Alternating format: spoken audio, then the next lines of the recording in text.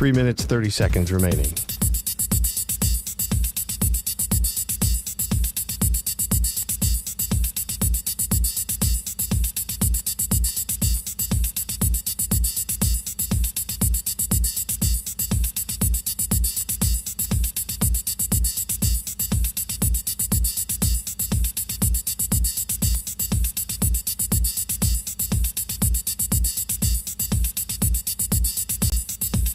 Three minutes remaining.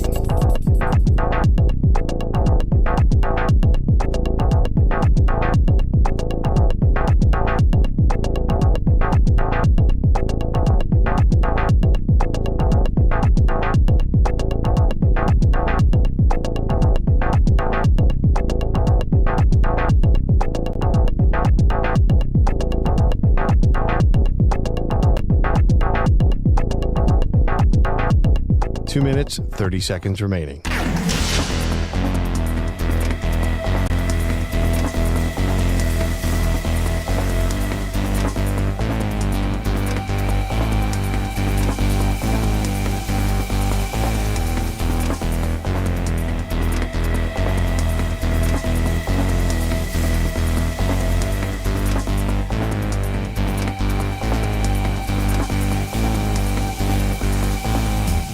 Two minutes remaining.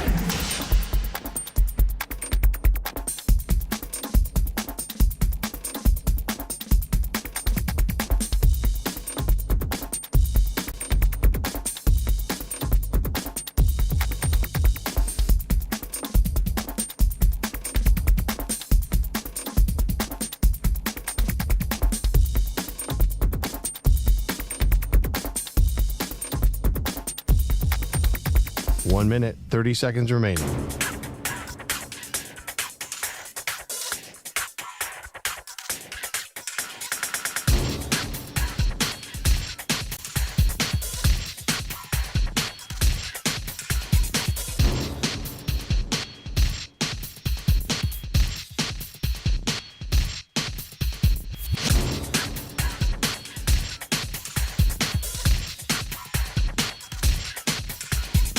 One minute remaining.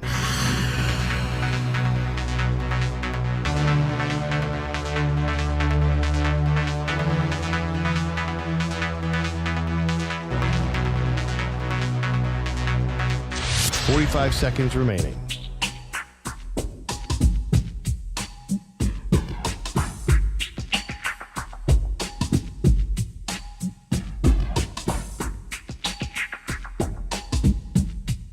Thirty seconds remaining.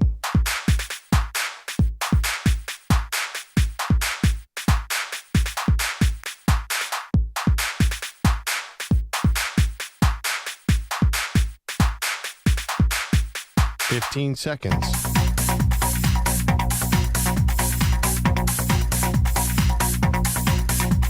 Break ends in 5 seconds.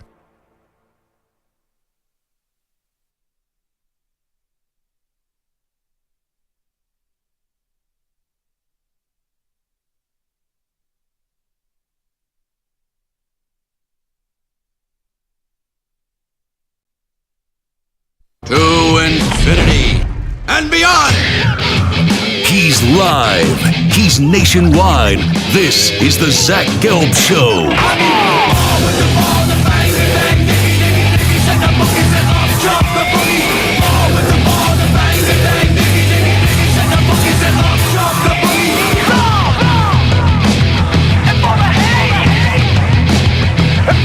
Here's your host, Zach Gelb.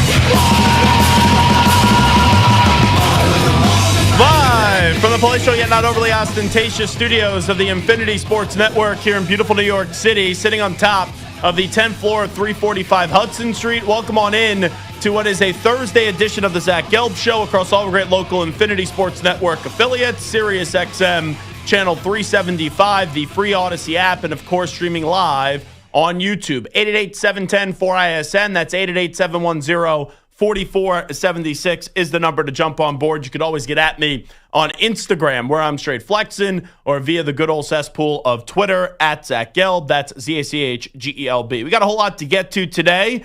We will discuss some more on Shedeur Sanders, a little TJ Watt. Obviously, we'll touch on the Masters, which finally did tee off earlier this morning. And we'll be joined by Jaylin Lane for a little prospect profile. The former wide receiver at Virginia Tech is projected to go in the third or fourth round in this upcoming NFL Draft Day speedster. I think he had the third or fourth fastest 40 time at the combine for wide receivers, so he'll stop by in about an hour 20 from now. But I got to start off with the biggest thing in sports last night, and that was the return of Luka Doncic to Dallas. Now, they played a little bit back, and you saw Luka Doncic play well, and you saw the Lakers get a victory up against the Mavericks, but there wasn't really a lot of hoopla around that. There wasn't a great sense of excitement for me. Sure, he goes up against him. All right, you saw a little energy from Luka. I remember he hit a shot early and turned over to the Mavericks bench and started barking at Nico Harrison, who traded him away. But it's a totally different dynamic when Luka Doncic goes back to Dallas, a place that he did not want to leave, and you have the emotion from the home fan in Dallas that you would think, right, the home fan is a Mavericks fan, but they beloved Luka so much, and he was so beloved there, they didn't want to see him leave. They're clearly not over it, nor should they be. And it's a spot that public enemy number one last night, even in his own building, was the disgraceful general manager of the Dallas Mavericks in Nico Harrison. So I was just curious how it was going to play all out. Not that they needed me to urge them to do so, but I advocated for it yesterday on the air, and I implored Mavericks fans to just chant fire Nico all night. Because you made your bed, you did it in a poor fashion, now you got to lie in that bed, and you got to sit there and you got to take the medicine. And I saw someone last night, I forget who it was. It was on Twitter. I want to say it was someone from this network. I don't know if it was a host, producer, but I remember seeing the tweet and I was like, oh, I remember it being a coworker. And they were like, oh, it may have been EJ actually. They said Nico Harrison is a better man than I am because of the fact that he didn't have to show up, and at least he did show up last night. Of course he had to show up. Do you know how much of a coward he would be if he didn't show up to the game last night? And, a lot of times we don't see the GM, we don't see the president, right, that run these organizations at these games, but they're always there. You go to a Knicks game in New York City, Leon Rose, the president of the Knicks, sits right next to Worldwide West, who's in the Knicks front office, and they're 6-7 rows off the court. So they're always there. It's just not as visible. Like, I remember when the Kings played the Warriors in the playoffs. Remember those cowbells that the Kings fans had when they were relevant for about 4 seconds? Well, you had Bob Myers, who was at the game and had those cowbells ringing in his ear as he was 8-9 rows off the court. So Nico Harrison had to show up last night, and I guess he's used to it now. But I would have loved to have sat next to Nico Harrison last night just to see how he was actually processing it. Because I don't care how tough you want to pretend to be or how you say, oh, you understand it's a business and this is the fan emotion and this is the fan reaction to it. When you have an entire building and it's not a road building, this is your home building, and you feel as if you are an enemy. You feel as if you're the most hated person in that building, and it makes you feel like it's a road environment, and the fans are not only chanting for you to lose your job, which absolutely they should be chanting, but then the guy that you traded away because you have an ego as big as the Atlantic Ocean and the ego was so insufferable, this guy cooked you. He absolutely cooked you. He had 30-something points in the first half. He finished with 45 points in the game. And you saw a formula last night for the Lakers that works. Because you saw Luka dominate through the first 3 quarters. Luka set the tone. And then LeBron, who, by the way, if you couldn't tell, because Doris Burke said it about every 3 seconds last night, he's in year 22 and he's 40, right? Is that the only analysis that Doris Burke has? Every time LeBron made a shot in the fourth quarter, and trust me, I need him to make those shots because I tailed the Channing Crowder, who told me take the over at 23.5 points. We entered the fourth quarter with LeBron only having 14, and he ends up getting 13 more points in the fourth quarter. But after every time LeBron James breathed on the basketball court in the fourth quarter, Doris Burke sat there and she was like, this is year 22. LeBron James, he's doing this at 40. It's enough. Have some different commentary. Jeez Louise. And Mike Breen is sensational. Richard Jefferson is entertaining, but he probably shouldn't be in a number one booth. And neither should Doris Burke. You have Mike Breen, and you had Mark Jackson, and you had Jeff Van Gundy. You want to talk about a broadcast booth that was elite? You want to talk about a broadcast booth that was creme de la creme? That was that broadcast booth. And then what? You had Breen with Doc Rivers. Then Doc last year, after like 3 weeks, said, I'm going back to coach in the NBA. And then J.J. Redick got the job. And then J.J. Redick said, I'm LeBron James's podcast partner, so now I get the job with the Lakers. And J.J. Redick, even though I can't stand his guts, he's done a good job with this Lakers team. Like, I'm fair. Even though I don't like someone, I'll tell you when they're doing a good job. And we now got Richard Jefferson with Doris Burke. It's like those two broadcasters, nothing against Richard Jefferson. I loved him as a player, and he's a good broadcaster. He's good on those debate shows, I think. And he's fun. But Doris Burke last night, all she said was 22 and 40. That was it when talking about LeBron James. So it's like the two of them combined don't match up to the broadcasting abilities of the great Mike Breen, if we're just being honest. But going back to that game last night, that was a formula, Stu, that if you're a Lakers fan, you got to be excited now in the Western Conference. Sure, the Thunder are the team to beat. Houston has had a remarkable season, but I'm still skeptical of Houston heading into this postseason. I know the Nuggets won last night, and Nikola Jokic is basically a player coach, but I still don't know what to make out of them with Calvin Booth getting fired and now Michael Malone. The Warriors, if the season ended today, they'd be in the play-in tournament as a 7th seed. So it's like you look around in this Western Conference, you're a Lakers fan, Stu. If Luka Doncic, there have been questions, and Nico Harrison was one that question about how well of shape is he in, how seriously does he take care of his body.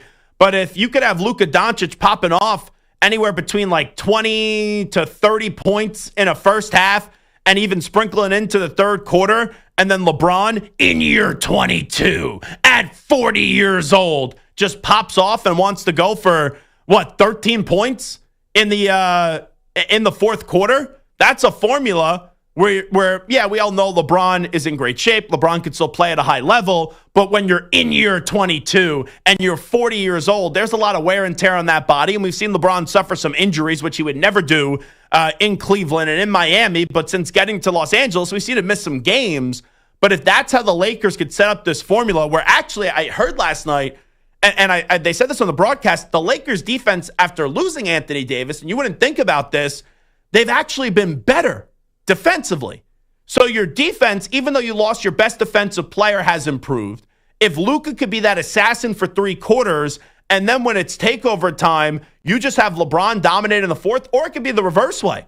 Like LeBron could be the guy, could be interchangeable. LeBron could be the guy that dominates through 3 quarters, and then Luka, as long as he's not sucking wind in the fourth quarter, if he just goes out there and he pops off, that's a formula for the Lakers where they could get to a championship this year. I still think the Thunder are the best team in the West. I still think the Thunder should and will get to the NBA Finals, but we've seen crazier things happen. Stu, it was a crazy scene last night. I'll touch more on the environment in just a second, but you as a Lakers fan, I know it's the Mavericks, and I know the Mavericks are so banged up, and they're not a great team, but that formula shows you that this team could do some damage coming up next week in the postseason. Yeah, I think so. I mean, I'm not going to bet on them reaching the finals. Like you said, I still think the Thunder are the team to beat. I think the Warriors, if they avoid the play-in, they're going to be tough as well. Yeah. I'm not worried about the Nuggets anymore, to be honest. And a lot of those other teams, like the Rockets, I don't know. Year early, maybe. Yeah, maybe I'm naive, but I just don't see them making a run this early. So, yeah, I think at very least they can reach the Western Conference Finals. I've never seen, though, something like what I saw last night. We have seen players come back, right, that are beloved by our organization and get standing ovations, right? Like, I remember Allen Iverson coming back to Philadelphia. It was a standing ovation in Philly. Like, we've seen it from players where they're no longer on a team, whether it was because of old age or a stunning trade, and that player goes back to where they called home to start their career, and they are just, every fan is giving them a huge standing ovation. But I've never seen the part where the reaction by the fan base was so strong for the player that it infiltrated the rest of the game where the home team felt like a road team, and you had the home fans, because of their animosity for the fact that Luka Doncic is now in a Lakers uniform, for those fans to be just chanting, "Fire the general manager." And I have no problem with it. Heck, I advocated for it yesterday. I can't stand Nico Harrison. You know what? Rob Manfred, move aside. Adam Silver, move aside. I actually think Nico Harrison, because of just his incompetence and doing something that was just based off of ego and power, Nico Harrison right now is my least favorite person. Least favorite person in sports. And he got what he deserved last night. And you just double and triple down on that animosity when before the game you do a tribute video to Luka Doncic and he's crying. You know, how many times they do a tribute video and the player looks like he appreciates it, then he just wants the whole thing to get over with? Luka didn't want to leave. Luka was crying during that video. And we don't usually see emotion from Luka. The most emotion you ever see out of him is when he's bitching to the officials or maybe a fan after what happened 2 nights ago. But he was so emotional last night, and then he gets on the court and he just absolutely cooked the Dallas Mavericks. It was so bizarre. And there was one point in the game where the Mavericks made it close, and then the fans for like a split second started cheering, and then they're like, oh, hold on. The Lakers are now back up by 6 or 7. Back to fire Nico. Back to we love Luka. And it was cool since the game was out of reach in the final, 90 seconds when they checked him out, that he got one last standing ovation. And then the fans immediately, for the last 90 seconds, had it pouring down of fire Nico. If I'm running the Mavericks, and hey, maybe you believe that conspiracy, they want to go out to Las Vegas, and I know Nico didn't operate on his own here, but I would go to Nico and I'd be like, why the heck should we keep you? We just got embarrassed on national television. We have become the laughingstock of the NBA. Everyone knows you made a stupid trade. And I'm not even going to say it's one thing to want to trade Luka Doncic, but it is one thing if you want to trade Luka Doncic, which I vehemently disagree with. I think it's stupid. But how you couldn't get back more than what you got, and I know they suffered a bevy of injuries, so he'll probably get another year, Nico. I don't expect him to get fired after this season. But if I was running the team, first off, I would have never have allowed Nico Harrison. I would have fired Nico if he came to me and said, hey, Luka Doncic, we want to trade him. Or I would say, you had that idea. It's fine that you had that idea and you came with me with that idea to run it past me. I am not going to allow that to happen. You go back, think about what you just said, and then justify why you were so stupid for about 45 minutes. That's what I would have said to him. But if I'm running the Mavericks today, I would have fired him before the trade. I would have fired him after the trade, and I would have fired him after last night. Now, he'll probably get another year. I don't think that he's going to last long in Dallas because that fan base, they hate him right now. I don't even know how he lives in Dallas. You know, he probably has to order food, through a delivery service. Can you imagine that guy going to a supermarket? If I saw him in the supermarket, there'd be a spill in aisle 7. I'd be throwing things at him. I'd be berating him. I'd be yelling at him. Boo, you traded Luka. You suck. Fire Nico. Fire Nico. That's what I'd be chanting. But what a bizarre scene last night. And it couldn't have gone more perfectly. Luka shows the emotion. Luka cooks Dallas. The fans love Luka. And the fans hate Nico. I love that. That was spectacular. And Nico Harrison, I hope you're happy with yourself. I hope when you go home, you're able to show yourself to your family and say, see, Dad did everything right. No chance. You're a disgrace. You are a basketball disgrace. It is disgusting. Absolutely disgusting what you did. And he should have showed up with a clown nose on last night. Because that's what Nico Harrison was, a clown. And I love that those Dallas Mavericks fans saw Luka cook their team and the fans just chanted over and over again, fire Nico. It was music to my ears. Because that level of incompetence, you deserve to be shredded like that for the entirety of a game. All righty, let's hear from Luka Doncic, who doesn't usually show emotion, how he felt after the tribute video and he was crying throughout it. I don't know, honestly. Everybody saw me the way I reacted to the video. All these fans, I really appreciate it, man. all the teammates I had, everybody had my back. I'm just happy, this guy, I love these fans, I love this city, but it's time to move on. How were you able to not be too emotional, to still come out and play and perform the way you did? I don't know how I did it, because when I was watching that video, I was like, there's no way I'm playing this game. But all my teammates had my back. They were really supporting me, so I really appreciate that. And then let's go to Jason Kidd. He compares the Luka trade to the trade of Babe Ruth. With 77, there's a lot of hope, right? With Luka, there's a lot of hope. This is a business. It happens, right? Trades happen. This won't be the last trade. Some are comparing it to Babe Ruth, which is kind of cool. But when you look at just the business of sports, change happens. But when change happens, it's the ones who can carry on. Those are the special people. And so there's hope. There's still hope.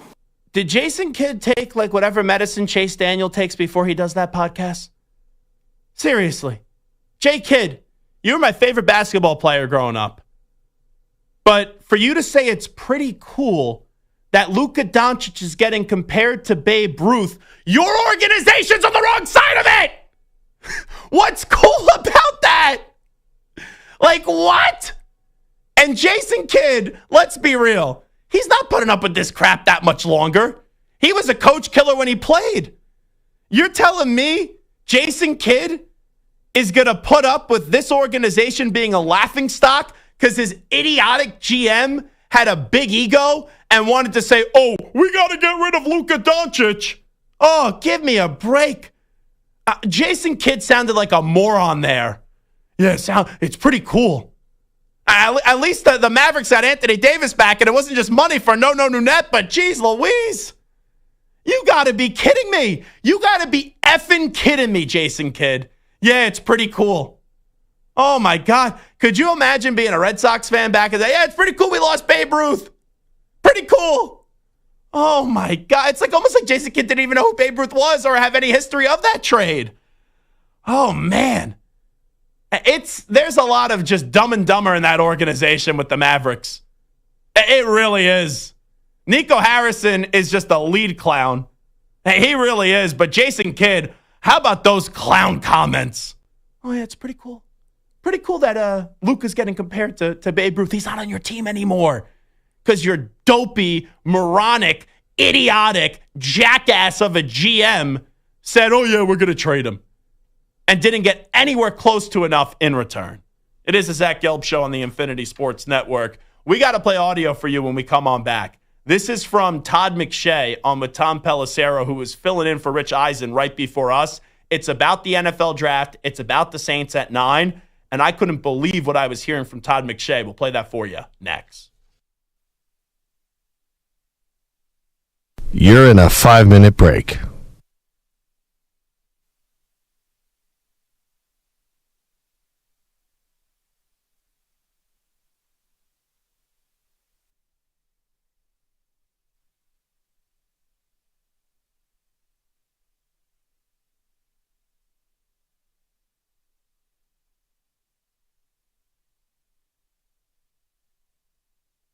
Four minutes, 30 seconds remaining.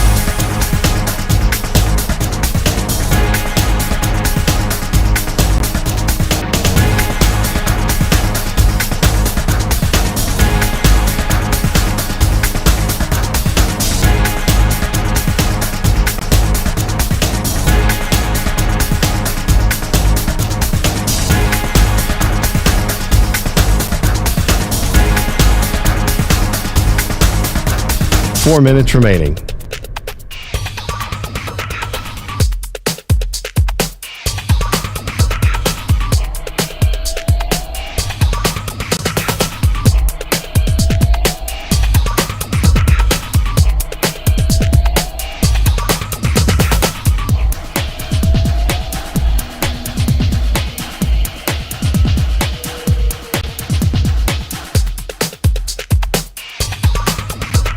Three minutes, 30 seconds remaining.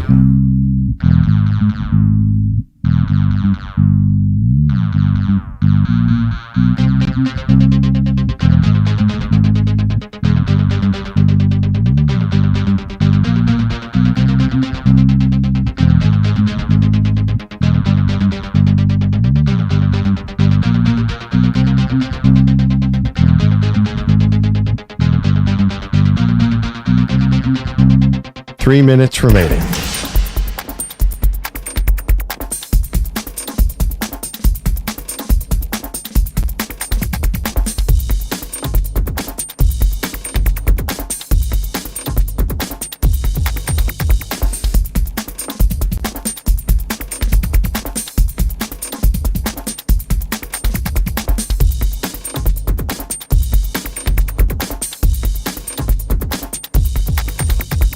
Two minutes, 30 seconds remaining.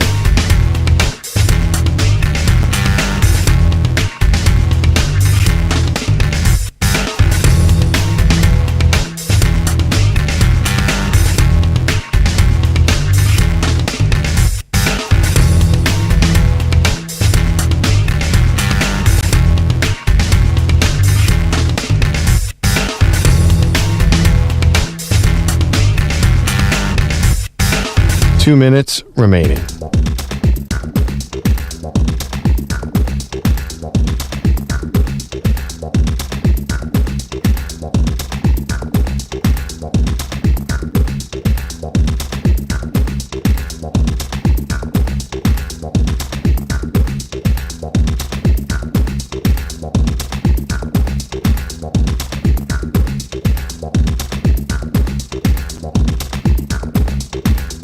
One minute, 30 seconds remaining.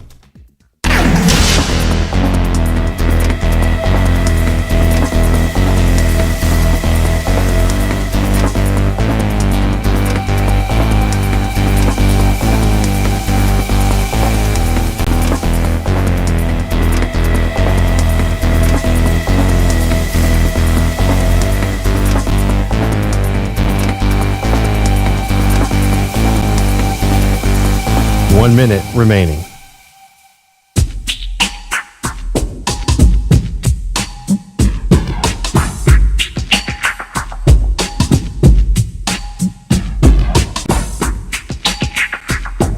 Forty-five seconds remaining.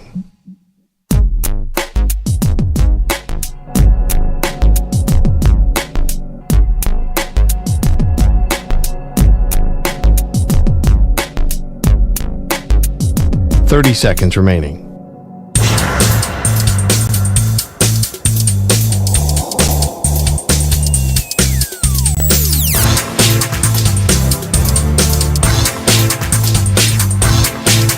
Fifteen seconds.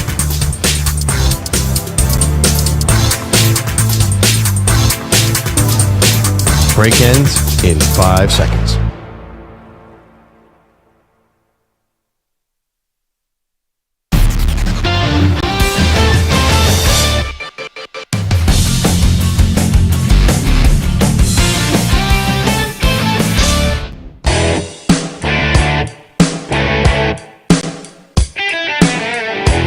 You're listening to the Zach Gelb Show on the Infinity Sports Network. All right, it is the Zach Gelb Show on the Infinity Sports Network. A few people in the YouTube chat are saying that John Fisher has to be the most hated person in sports these days. Don't get me wrong, I don't like him, the A's owner. He's a horrible owner. With that being said, though, the A's are so irrelevant. And a big reason is because of him being a crappy owner. But the Mavericks are completely more frustrating. They were in the NBA Finals last year. It wasn't like they were just some irrelevant, wacky organization. They were in the Finals. And this dopey general manager, Nico Harrison, goes, I don't like Luka. I got to go trade him. So, yes, that makes Nico Harrison right now the most hated person in sports. Dan Snyder no longer in the picture. So now for me, it is Nico Harrison being number one. But I understand people that would say Fisher of the A's because, you know, he's moving that team out of Oakland, which, can I be honest? I know it's not going to be the most popular. I understand wanting to move a team out of Oakland to go to Las Vegas. Where have we seen this before, Stu? Don't you root for a team that was in Oakland and now is in Las Vegas? I sure do. Do you miss Oakland, just wondering? Not at all. Right? No. Now, you didn't live there, so it could be a little bit different. It's different when you live there, but for someone who roots for a team not from that part of the country, who cares? Yeah, and I'm not saying I don't have sympathy for Oakland fans, right? Raiders fans are great fans. But from a business standpoint, And I know you could say, oh, it's all greed and all that, but Las Vegas is a happening destination because of how taboo gambling was for all those years. Now everyone can gamble, so the teams are going to be going there. And, right, we've seen it now. The Knights have a tremendous amount of success in the NHL. Now, they were an expansion. And then you saw the Raiders just move from Oakland there, and eventually you would think, I haven't really been following the whole thing, but you would think that you're going to see the A's go there because that's the plan. Like, I get that idea of the plan. Now, is the owner a liar, a fraud, and scummy? Sure. But Nico Harrison literally had a top 5 player in his hands in the NBA. And it wasn't like he was unproven. It wasn't as if he was unsuccessful. The guy was just in the NBA Finals. Could he have got in better shape? Yes. Are there things that he can improve with this game? Yes. But you traded him away for an aging player who is just as injury prone, if not more, and very other little in return. That's more frustrating to me than what's happening with the Oakland Athletics. Like, well, I get it. It's like picking which disease would you rather have. You don't want either. But I would say the Mavericks' frustration with Nico Harrison is more frustrating than what's going on with Fisher and the A's. But an interesting topic conversation from our YouTube chat, which you could always chime in on. And also hit me up on our phone lines, 888-710-4ISN, 888-710-4476. And you can check me out on social media, Twitter and Instagram, at Zach Gelb. That's ZACHGELB. So I was listening to Todd McShay. He was on the Rich Eisen show, which airs on many of these same affiliates around the country, 3 hours before us. And Rich Eisen was out today, but Tom Pelissero, who has a great head of hair, he was in for Rich Eisen, and they had Todd McShay on. And you got to listen to this. It's about a minute long. It's a lot, but it's talking about the draft stock of Shedeur Sanders and how now a lot of people, including Todd, are thinking the Browns and the Giants at 2 and 3 are not going to take Shedeur, and the Raiders aren't going to take Shedeur at 6. And then it talked about the Saints potentially taking a quarterback at 9, but it may not be who you and I are thinking right now. Here's Todd McShay. I've got Jackson Dart just slightly ahead of Shedeur, and I think it's more of just the physical traits and what he can be. And I think it's more appealing to a multitude of NFL teams. So now all of a sudden you look at the top 10 and you say, all right, the Saints. That's the landing spot. QB2 could be the Saints. And then I look at the history with Kellen Moore. He's been the offensive coordinator the last 3 spots, right? Dak Prescott, Justin Herbert, and Jalen Hurts. The NFL comp, if you talk to a lot of people in the league for Jackson Dart, is Jalen Hurts. And they're all kind of sturdy build, stronger arms, and mobile. And that's like the opposite of what Shedeur is, and it's exactly what Jackson Dart is. And then you look at the pro days, and Kellen Moore didn't, as a first-year head coach, time is valuable. He's got a lot of things he's got to put in place. He didn't travel out to the Colorado Showcase. He went to Jackson Darts. So I start putting all these pieces together. If New Orleans goes quarterback at 9, I'll be shocked if it's not Dart. Let's put it that way.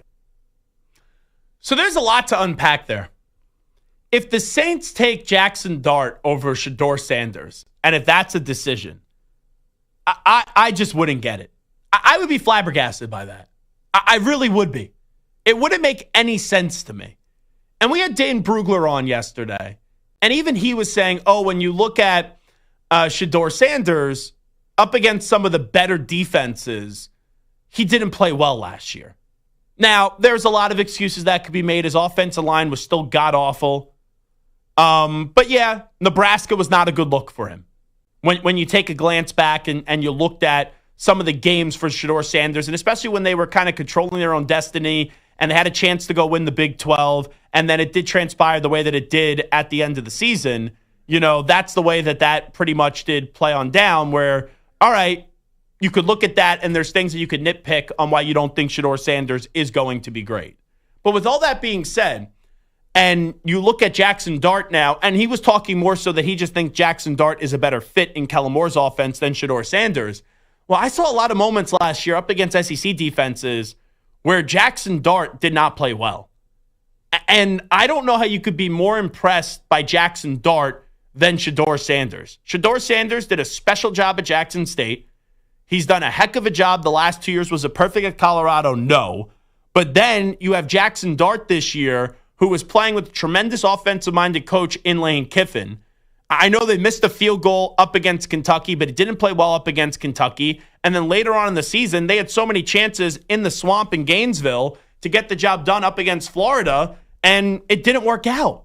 So I don't see, and I know what the stats are with Jackson Dart, and you could dress up the stats on Jackson Dart and say, oh, he's a guy that should be a first-round guy. But I watched a ton of Jackson Dart last year, and I never walked away thoroughly impressed with Jackson Dart, for me personally, to say that he's a first-round pick. Now, for most of the year, the two quarterbacks we talked about the most, and it's kind of funny to me how there was a really healthy debate between Cam Ward and Shedeur Sanders. Like, they were neck and neck for most of the season when we were talking about who's going to be the first quarterback taken in this draft. Do you remember the process?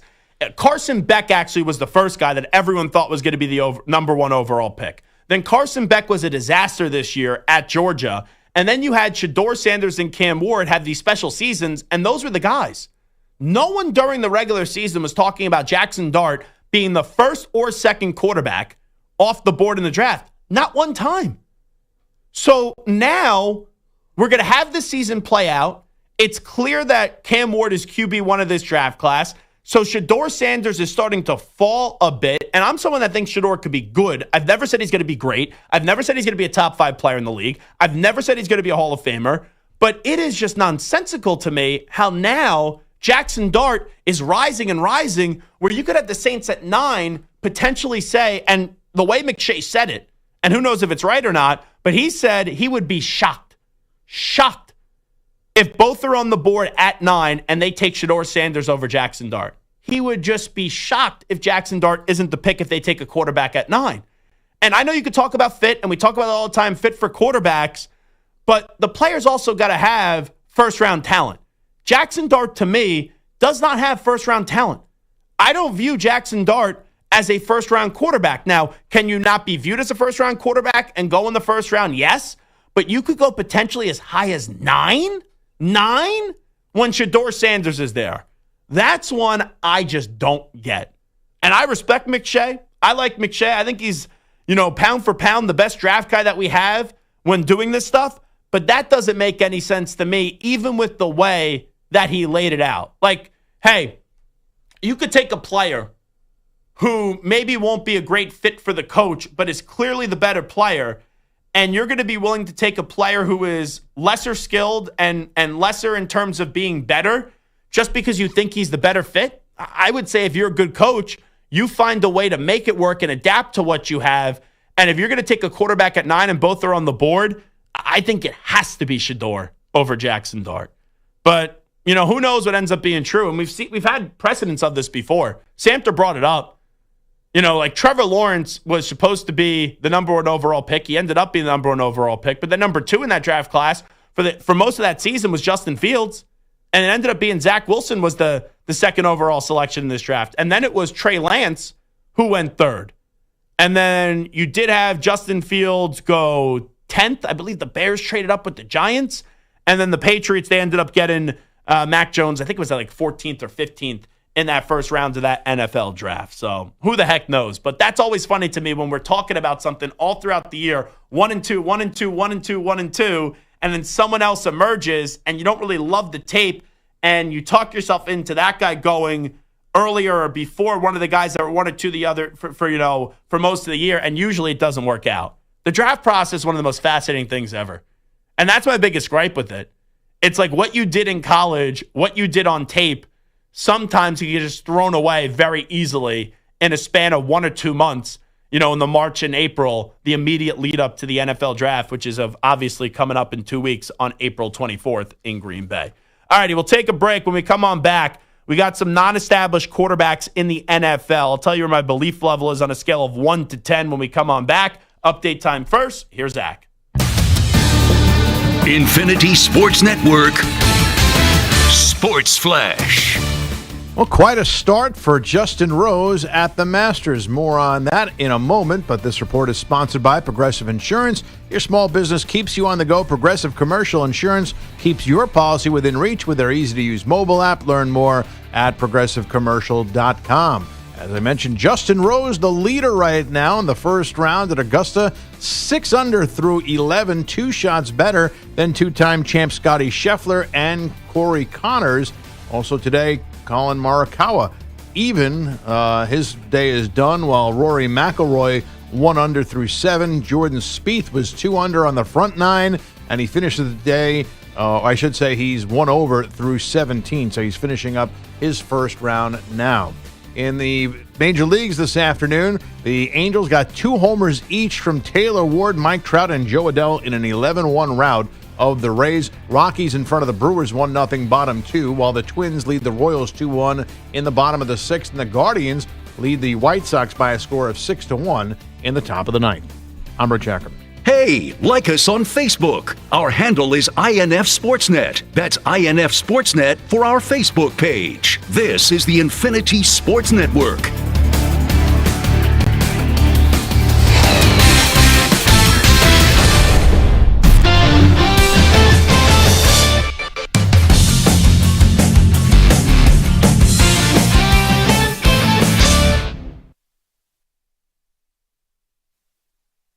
You're in a 5-minute break.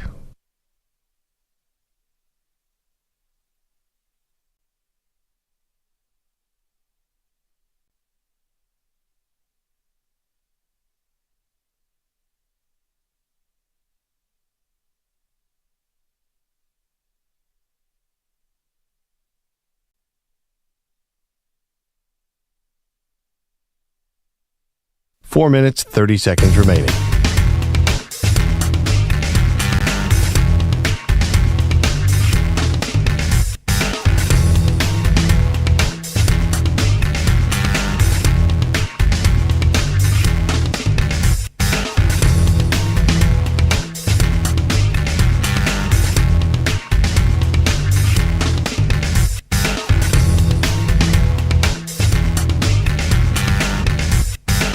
Four minutes remaining.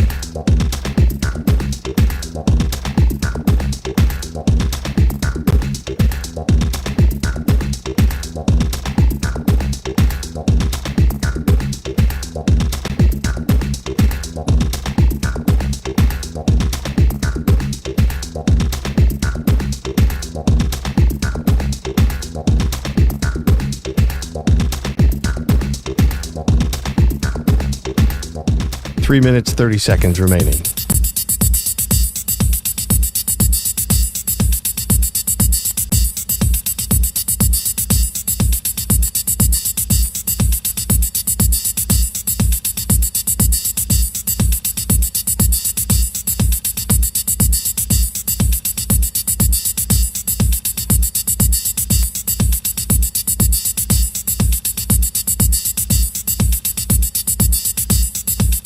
Three minutes remaining.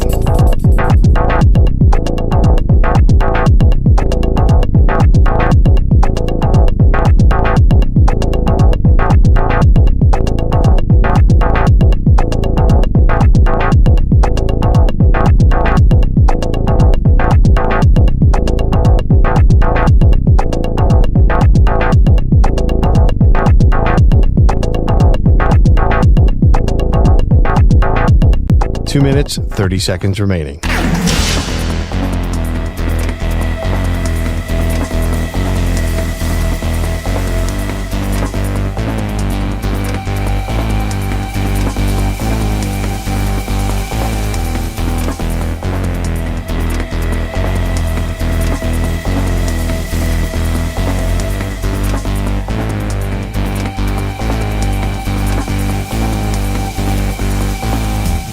Two minutes remaining.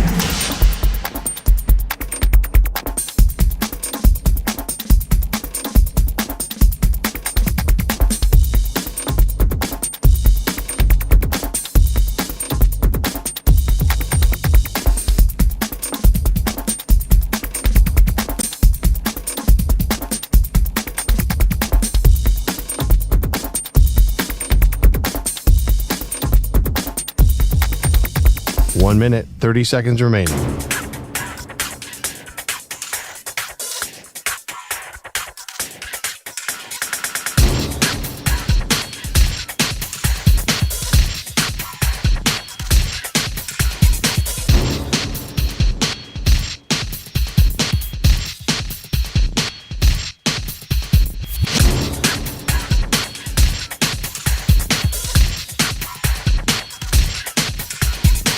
1 minute remaining.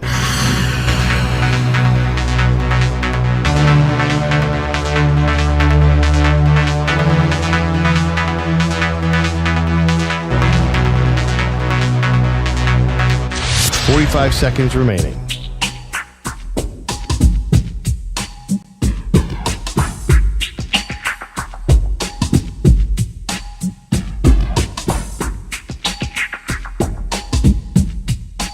Seconds remaining.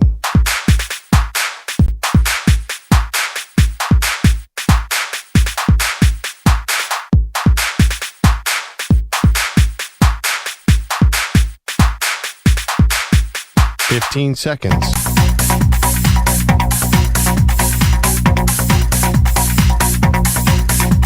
Break ends in 5 seconds.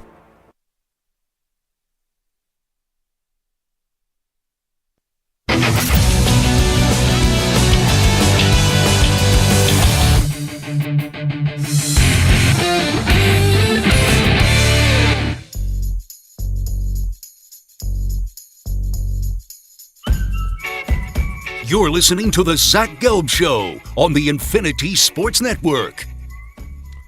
This portion of the show is sponsored by Hyundai. The Hyundai Getaway Sales event is going on now. Get deals so right, it almost feels wrong. But don't wait. Visit your local Hyundai dealer today. Is this the Mavericks and Nico Harrison? It almost feels, get a deal so right, it almost feels wrong. And that was probably Rob Pelinka when he got that call from Nico Harrison. Oh, you could get Luka Doncic, and you basically just have to give up Anthony Davis. Yeah, that deal feels so right, it almost feels wrong, just like this deal that Hyundai is doing right now. All righty, give me a little NFL music here, Stuart. Stu's going to give me a non-established quarterback in the NFL, and I will tell you where my belief level is on the future of that quarterback. 1 being almost no confidence whatsoever, 10 being all the confidence in the world. So 1 through 10, away we go. Take it away, Stu. All right, let's start with Justin Fields, who is now with the Jets. 3. So Justin Fields in Pittsburgh got off to a good start. Then for whatever reason, they went back to Russell Wilson, and it was fine. I would have stuck, though, with Justin Fields because maybe he could have been your future. But now we are off of Chicago. We are off of Pittsburgh, and now he's going to the Jets. And this is where you're trying to salvage your career with the Jets. And the Jets usually is where quarterbacks go to die, if we're just being honest. So I look at Justin Fields with the Jets. Yes, you have Garrett Wilson. Yes, you have Breece Hall. The offensive line has been a mess for a long time. You know, with the 7th overall pick, could you get Tyler Warren? Like, if they get Tyler Warren, Breece Hall, and then you have Garrett Wilson, that's a pretty good trio for a quarterback. Fields could run the football. His throwing is way too inconsistent. I was a Fields fan coming out of college, but now we're on his 3rd home. I can't say I have a tremendous amount of confidence, so I put it in as a 3. All right, let's stay in the AFC East. What about your guy, Drake May? 7.5. So I was skeptical on Drake May coming out of college. I thought he was a lot of an all-or-nothing type of quarterback. Last year, he played behind one of the worst offensive lines I've ever seen. You can't even name one of his wide receivers from a year ago. The offensive line is still a question mark. Yeah, they got Stephon Diggs. Yeah, they got Mac Hollins this past offseason. They beat up the defense. You're bringing Mike Vrabel. We'll see what happens with the offensive staff and what that looks like this year. But I look at Drake May with Josh McDaniels coming on back, and McDaniels did a solid job with Mac Jones. Now, he's a dog bleep head coach in this league. But I like the way that Drake May did more with less last year. I still think you need a clear number 1 wide receiver. Stephon Diggs coming off the injury. I can't say he's a clear number 1. He's probably a 1.5. But I like what I saw from Drake May last year because that was a garbage, and I mean a garbage situation. And when I watched him play, he did a good job. So I'll put it at a 7.5 for Drake May. What about a guy whose starting job might not be 100% secure, and that is Anthony Richardson with the Colts? This may be generous here, 2.5. And I'm saying that could be generous.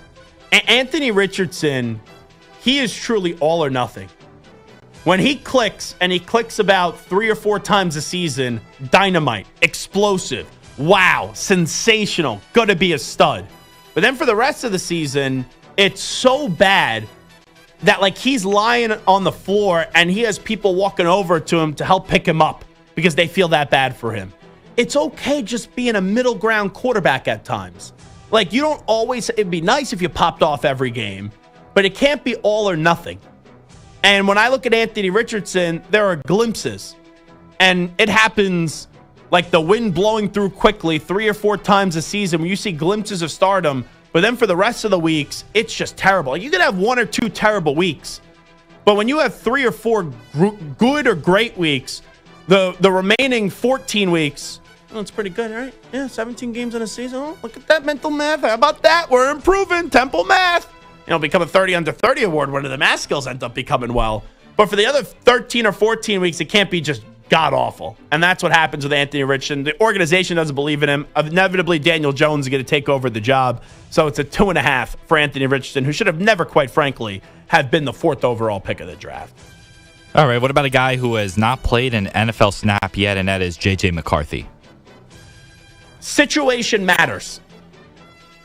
I thought it was all about where J.J. McCarthy was going to end up. I remember I was doing a local TV hit in New York when we were getting ready for the NFL draft, and I said, if J.J. McCarthy gets drafted by the Patriots, if J.J. McCarthy gets drafted by the Giants, he'll be a bad NFL quarterback. But I said, if the Minnesota Vikings draft him, he will go on to be a good quarterback in this league.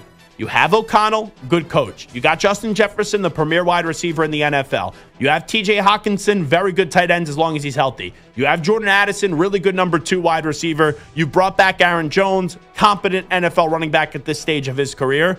I'm going to put this level of belief at J.J. McCarthy in at a 7. And it's not maybe all because of his individual abilities, where he only had 1 loss in college as a starter. Now, he was a game manager in college, but I do think there were some moments, second half up against TCU, on the road up against Ohio State, that throw in the big house up against Ohio State where he threaded the needle to Roman Wilson. And I was like 10 rows off that play in the back of the end zone. There are some moments of J.J. McCarthy. He's a winner. He's in the right situation. I'll say that it's a 7 for J.J. All right, a second-year quarterback with a new head coach, and that's Caleb Williams. I did not like the way that this guy at times conducted himself on the sideline last year. I thought there was a lot of bad body language, and I think he needs to grow up, and I think he needs to be more mature. But with that being said, a lot's working against him because of the place that he's in. But now the changes that they made this offseason, my confidence is back with this quarterback. Like, I like the offensive line improvements. Dahlman, Tooney, Jackson. They beefed up that offensive line. Beefing up that offensive line provides them flexibility with the 10th overall pick in the draft. If the Bears, let's say, see an Ashton Genty there, they could gobble him up now. If they see Tyler Warren there, even though they have Cole Kmet, they could gobble him up. I would like to think Rome Odunze is going to be better in year number 2 because I still believe in him. You got DJ Moore there still, and you bring in an offensive-minded head coach in Ben Johnson, who people are saying is supposed to be the next Bill Walsh. I'm not saying that. That's what people are saying. So I will go to Caleb Williams being an 8 here in terms of my confidence in him. And if they can't find a way to make it work with Caleb and Ben Johnson, then Chicago, you're just never going to have a good pro quarterback. All right, after sitting behind Kirk Cousins for most of last year, it is now the Michael Penix show in Atlanta. So sometimes with Michael Penix, I get a little bit concerned about the medium-sized throws. Like, coming out of halftime in that national championship game, that interception with Will Johnson was a concern. And you see a little bit of that pop up on tape. With that being said, though, Michael Penix Jr., I think, could be a really good quarterback in this league. And you got weapons in Atlanta. You have Bijan Robinson. You have Drake London. So I think they could make it work. I always have an injury concern with Michael Penix Jr., just going back to his time at Indiana, not really Washington. I like what I saw a little bit, especially at the end of the season. I think the game was up against the Commanders. I like what I saw with Michael Penix Jr. You're in a conference or division that is not tough in the NFC South. I'll put it at a 7 with Michael Penix Jr. because just like J.J. McCarthy, even though I don't trust the coaching staff as much as I do with J.J. McCarthy in Minnesota, I like the pieces that are around him. So I'll go 7. All right, what about the first pick from 2 years ago, Bryce Young? It's a 5. The first year was a disaster. The second year, I like what I saw. I think it's truly a flip of a coin on what could happen this year. I am rooting for Bryce Young. I hope we see more second-year Bryce Young than first-year Bryce Young. I don't walk away, though, after this last season saying Bryce Young is definitely the Panthers quarterback. I'm intrigued. I'm encouraged. But I got to see some consistency now. And year one was so bad. Year two was good. I think it's a flip of the coin. And I think it's a 50-50 chance. So I put it right even at a 5. All right, after a breakout year in Minnesota, Sam Darnold, who is now in Seattle. I'm going to say a 6. You know, the end of the season, Sam Darnold is of great concern. I did not like what I saw in the final 2 games of the season. Last week of the regular season up against the Lions and the postseason game up against the Rams. I'm a believer in Mike McDonald. I wish they would have kept DK Metcalf. They didn't do so. Now you got Jackson Smith and Jigba. You brought in Cooper Kupp as well, so he'll play the Rams twice this season. You got a good young running back in Kenneth Walker now a few years into this league. I'll say Sam Darnold, he could be a middle-of-the-road quarterback. I think he's just like slightly better than a middle-of-the-road. I wouldn't say he's very good. I wouldn't say he's great. I wouldn't say, right, he's a top 5 quarterback. So I think it's right in a 6 for Sam Darnold. All right, and last one, a former number 1 pick who has had an up-and-down career, Kyler Murray. I love the story of Kyler Murray. With baseball, with NFL, being a top 10 pick by the Athletics, also be the number 1 overall pick by the Arizona Cardinals. I just think the injury has completely set back his career. Because Kyler Murray, right, didn't handle losing that playoff game the right way. Now, he got rewarded with the fat contract, so give him credit for that.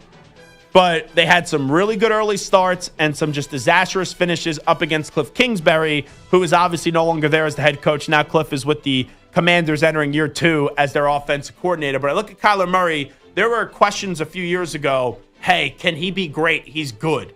Then after the injury, it was, oh, can he be good again? And there was a lot of up and down play. I think it's also like a flip of the coin with Kyler Murray, but I lean more of a non-believer than a believer now in Kyler Murray. So I end up giving him a 4 in my belief level with Kyler Murray. It is the Zach Gelb Show on the Infinity Sports Network. We will take a break. Coming up 25 minutes from now, we will do a little prospect profile with Virginia Tech wide receiver Jaylin Lane, who is going to stop on by. He had the 3rd fastest 40 time for a wide receiver at the Combine back a few weeks ago in Indianapolis. So he'll join us 25 minutes from now. But we return in a few minutes, 5 minutes to be exact, on the Zach Gelb Show on the Infinity Sports Network across all the great local Infinity Sports Network affiliates, Sirius XM Channel 375, the free Odyssey app, and, of course, always streaming on YouTube. TJ Watt had a very ambiguous social media post yesterday, and now a lot of people are questioning the future of TJ Watt with the Pittsburgh Steelers. I will tell you what TJ Watt should do next. That one other great NFL defensive player who tried to tell you he was going to do it, but he didn't actually do it. We'll discuss the future of TJ Watt next.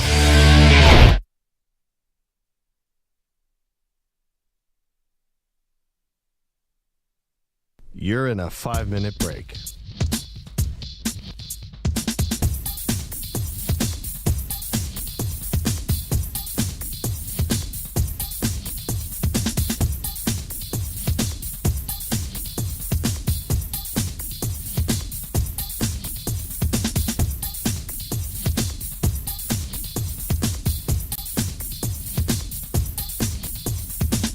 Four minutes, 30 seconds remaining.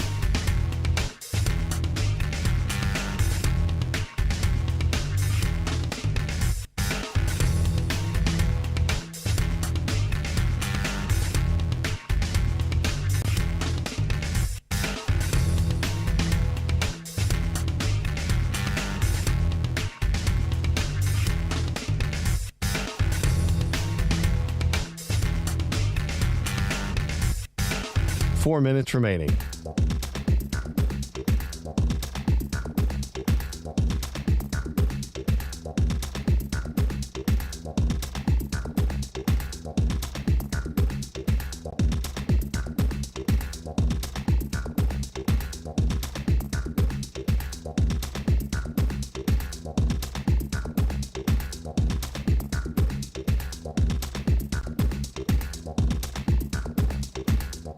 Three minutes, 30 seconds remaining.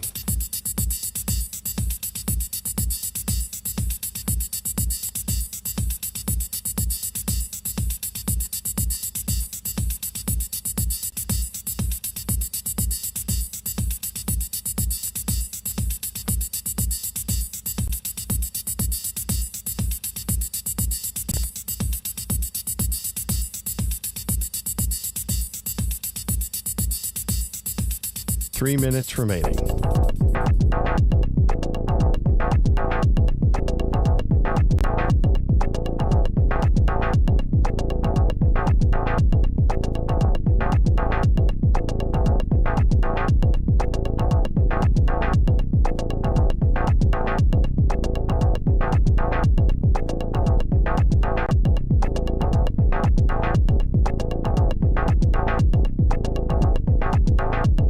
Two minutes, 30 seconds remaining.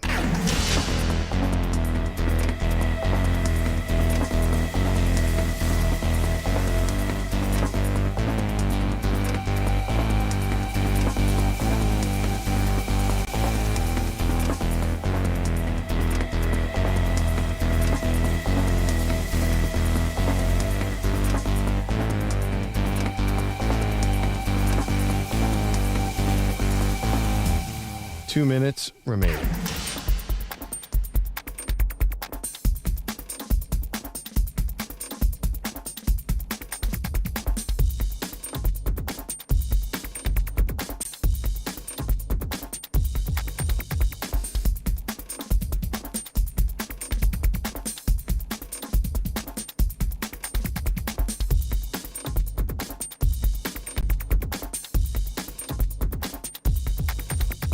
One minute, 30 seconds remaining.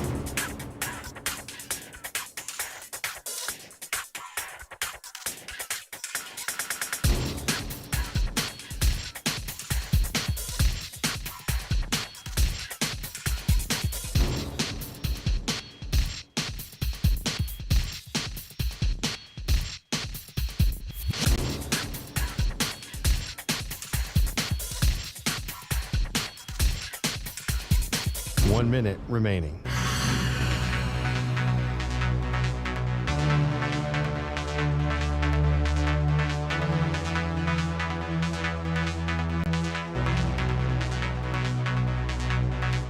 Forty-five seconds remaining.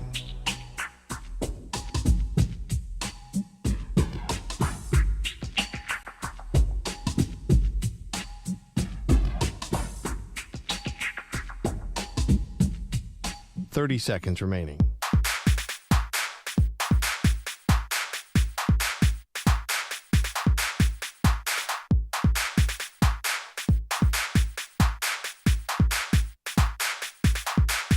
Fifteen seconds.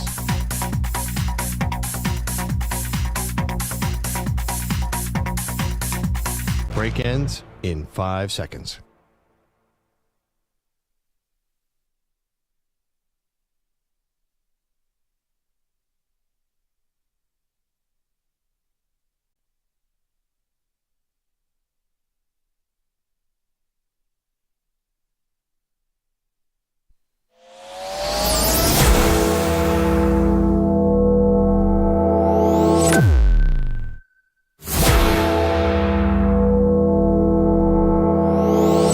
Infinity and beyond.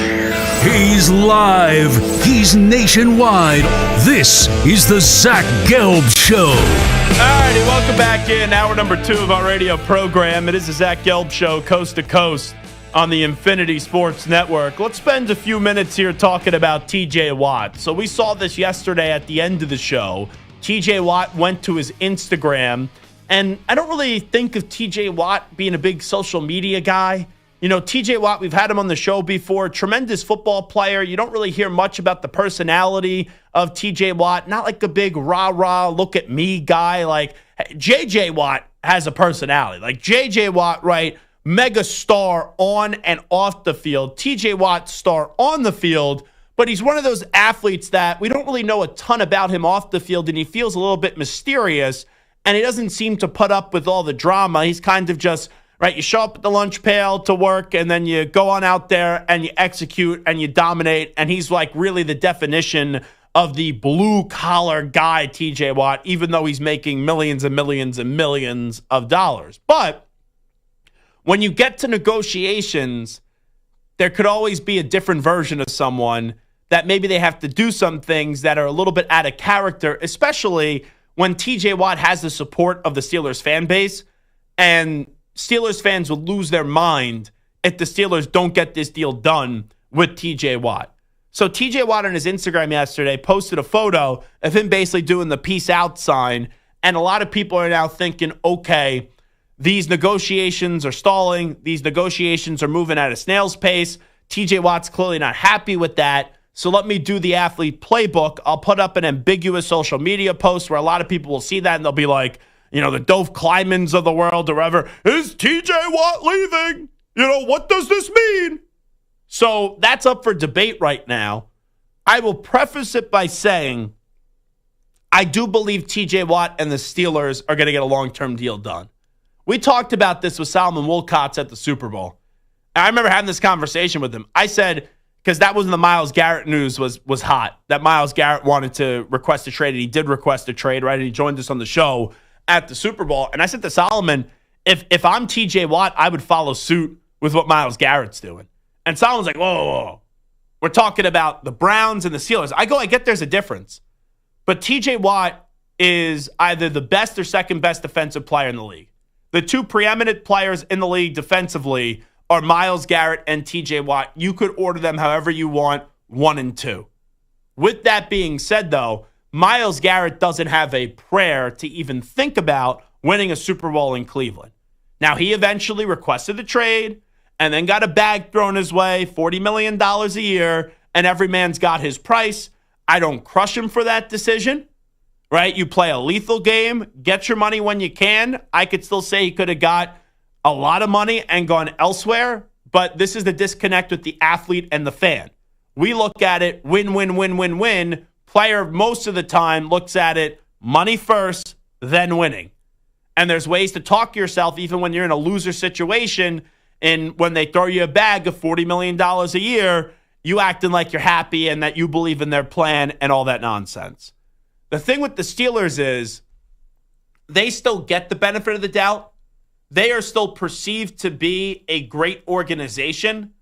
But if you think the standard of the Pittsburgh Steelers right now is to win a Super Bowl, I don't know what you've been watching recently. They haven't won a playoff game since the 2016 season.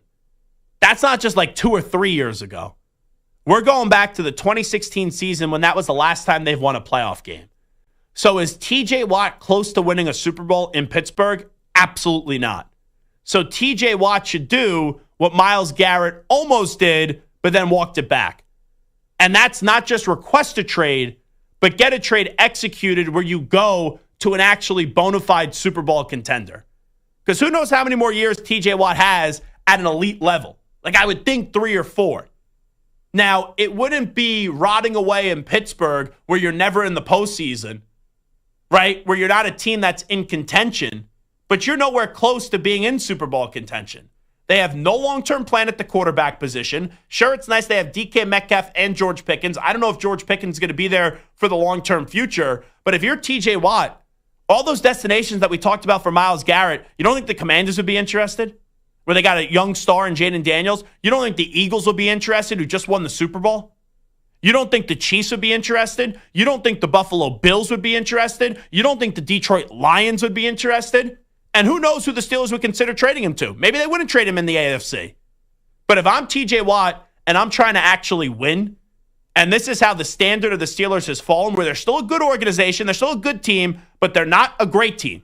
They're nowhere close to winning a Super Bowl. They haven't won a playoff game once again since the 2016 season. So if I'm TJ, I'm looking at that, and even though you love Pittsburgh, and it's a fine organization, I would say I could do better, and I deserve better. And I at least, in my Hall of Fame career, which it will eventually be, deserve to actually have a shot to play for a Super Bowl. And that's not happening in Pittsburgh. You have a better chance to go play for a Super Bowl with the Commanders, with the Eagles, with the Bills, with the Lions, with the Chiefs. Those are 5 teams right there. So Myles Garrett tried to do it, and then he walked it back because of money. Now TJ Watt should execute the Myles Garrett playbook, but not take the contract from the Steelers. Do what Myles Garrett said and actually have the action reflect that and force your way out of Pittsburgh this year. That's what I would do. Now, Andrew Filipponi, the Pony Express, I don't think he hosts here anymore on this network, but he used to host here for years on the weekend on the network. He is a very popular afternoon drive host on the main station, sports radio station in Pittsburgh, and I love Pony. He put this tweet out there. TJ Watt Instagram picture rumor. Watt heard about a media report that the Steelers want to re-sign him, but that it would be less than Myles Garrett. It didn't sit well with him, which for the record, I agree with him. And then Pony says thoughts. I actually think, indirectly, I may be the well-versed person to talk about this. The most well-versed person to talk about this. Because I, from a first-hand experience, know the animosity with Myles Garrett and TJ Watt. And this goes back to 2 Super Bowls ago, where Micah Parsons was on this show, and Micah Parsons was so annoyed that TJ Watt, I guess, didn't go to the award ceremony when he didn't win Defensive Player of the Year. And he was so annoyed the way that he handled it that Micah Parsons said, and it's a stupid statement, and we've since talked about Micah about it since then, and he still has the same energy that TJ Watt is not a top 5 pure pass rusher in the league. But those are the words that Micah Parsons said. And that statement, even though there was bad blood between them, really picked up the beef between Myles Garrett and TJ Watt. And Myles doesn't like TJ. TJ doesn't like Myles. I think we all know that. And they have been pitted up against one another. And it's been a debate. Who's the best defensive player in football? Is it Myles Garrett or is it TJ Watt? So even though TJ Watt doesn't appear to be a big me guy, right? A drama guy, right? A malcontent. I totally understand the sensitivity and him being miffed, if that's true. That's a big part. If that's true, what Pony tweeted, that TJ got wind, the Steelers are willing to get a deal done for me and with me, but they're not going to eclipse the number that Myles Garrett got. Like, if you're the Steelers, I understand you may have a little arrogance, right? It's the Steelers' way. You should want to be a Steeler. Quite frankly, in the year of 2025, what the heck does it mean to be a Steeler? Like, you're a good organization, rich tradition, proud history. You guys are like known now to be a 9, 10, 11 win team. You show up wild card weekend and you lose. It's been the same story from 2017 and on. Good season, doubted before the season. You finish above 500, you make the playoffs, and you go home and you're golfing by the second week of the postseason. So it's like, what are we doing? So could if the Steelers are going to try to strong arm TJ Watt here, and I don't know if that's true, but if Pittsburgh thinks that's a good idea to offer him less than Myles Garrett, like, how many times do we talk about this with quarterbacks? You could be a good quarterback, right? And you could talk yourself into getting top of the line market money at the quarterback position, even though you're not a great quarterback. We're looking at TJ Watt, who is either the best or second best defensive player in not just the AFC, in all the NFL, right? You ask anyone, who's the best defensive player in the NFL, you get 2 choices. The two names coming out of your mouth are going to be either Myles Garrett or TJ Watt. 10 times out of 10, right? You ask a Democrat, you ask a Republican, it doesn't matter. Who are the 2 best defensive players in the NFL? Myles Garrett, TJ Watt. That's something we could all agree on. That and that pigs in the blanket are a premier appetizer, and also you should do blue cheese over ranch when it comes to wings. Some people I disagree on all 3 of those statements. Well, you know what? Here's the great part about this. We're not even going to entertain. We're not going to even entertain any of that commentary that you just provided there. You got to be a big guy to understand food, right? Santa, you're not a big guy. How can you know food? Look at my gut. Just teasing, obviously. But it's like, what world, what La La Land, Santa, does the Steelers live in? If this report is true from Filipponi, that they went to TJ Watt and they're like, hey, we want to get a deal done, but we don't want to pay as much as Myles Garrett. This is not like this is someone that has questions. There's no concerns with TJ Watt. He is at the same level, exactly the same level. They are neck and neck for the rest of their career, running down the stretch, and eventually there'll be a finish line, and we'll say, one was slightly, by a fingernail, better than the other. But both of those guys are going to Canton. Both of those guys are elite players in the league, and they're 2 best defensive players in the league. So if I'm TJ Watt, I'd be pissed off if this organization came to me when I've been the proper Steeler. I've done everything right their way, which is another stupid thing. And now they're trying to strong-arm me to take a deal less than Myles Garrett, which I know how that works if I'm TJ Watt. You take a deal less than Myles Garrett. Oh, see, Myles is better. Of course you got to eclipse that salary. And that's why if I'm TJ Watt, even without the money, Samter, I want to win. We already know that you're going to go down as an all-time great and be in Canton, Ohio. I want to win a Super Bowl.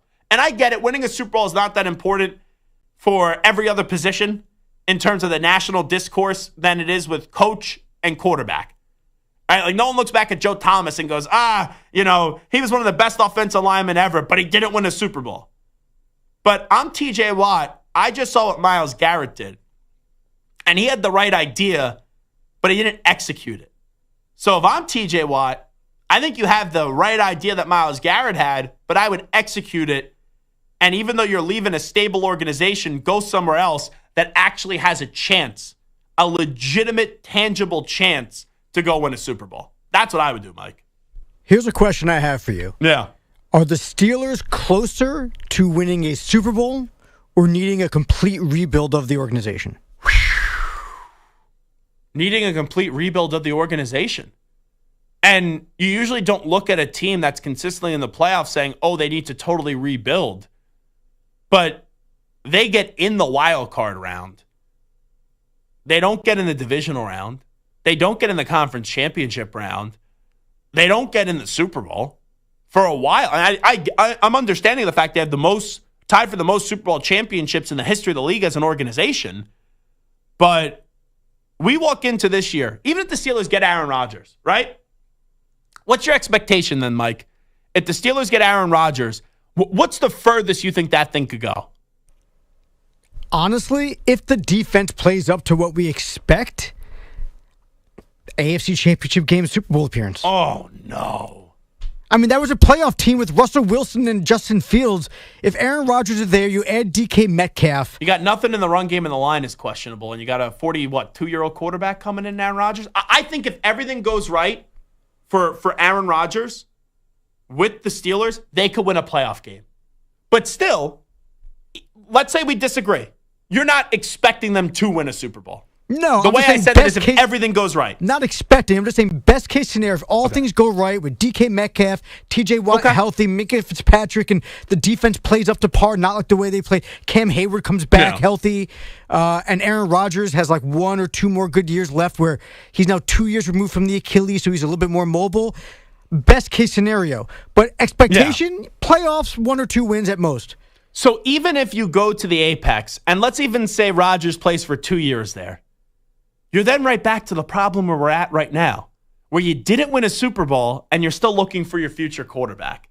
So that's the way that I would just approach it. All righty, we'll take a timeout. Should TJ Watt request a trade from the Steelers? 888-710-4ISN, 888-710-4476. When we come on back, we'll do a little prospect profile. This guy, man, he is a speed demon. The 3rd fastest time for a wide receiver at the Combine. Had a nice career at Virginia Tech. Jaylin Lane, getting ready to hear his name called coming up in 2 weeks in the NFL Draft. He'll join us next. You're in a 5-minute break.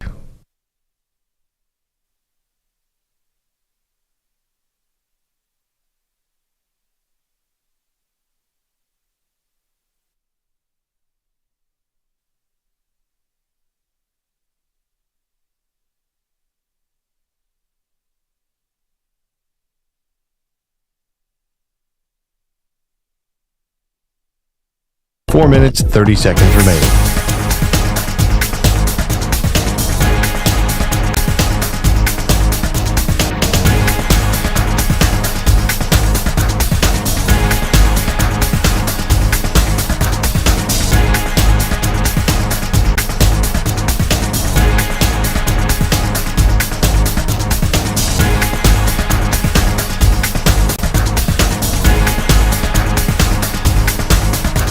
Four minutes remaining.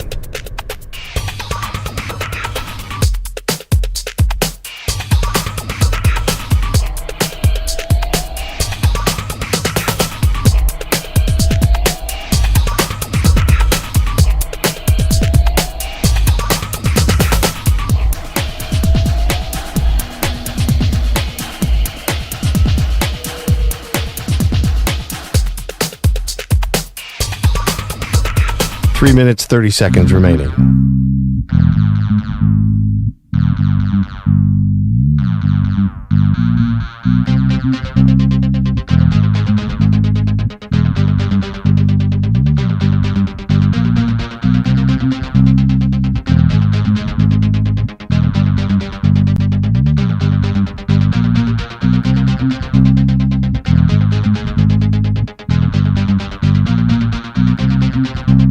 Three minutes remaining.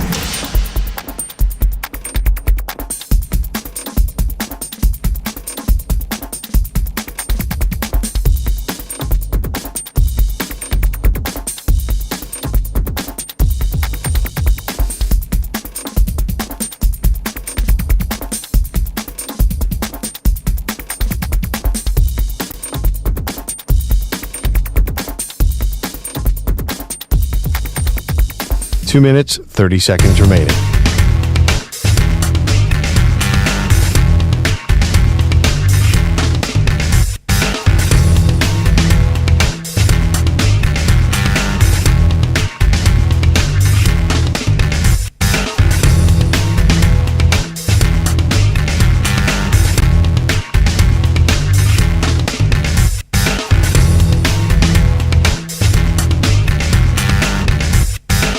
Two minutes remaining.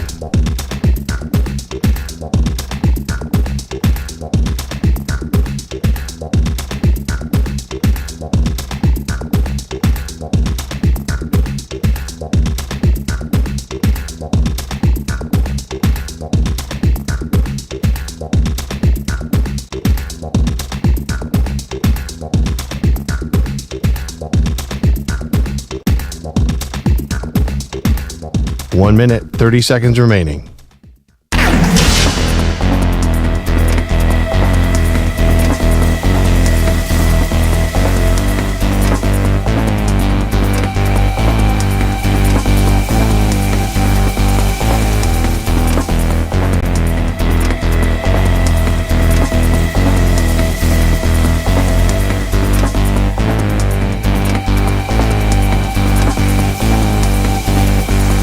One minute remaining.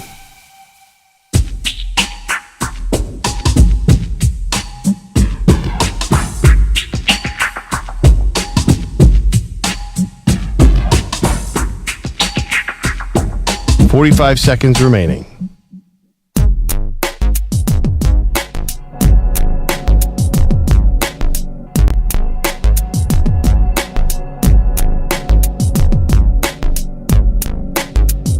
Thirty seconds remaining.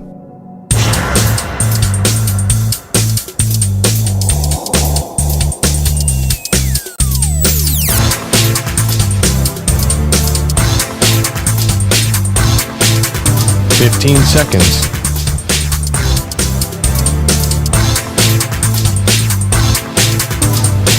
Break ends in 5 seconds.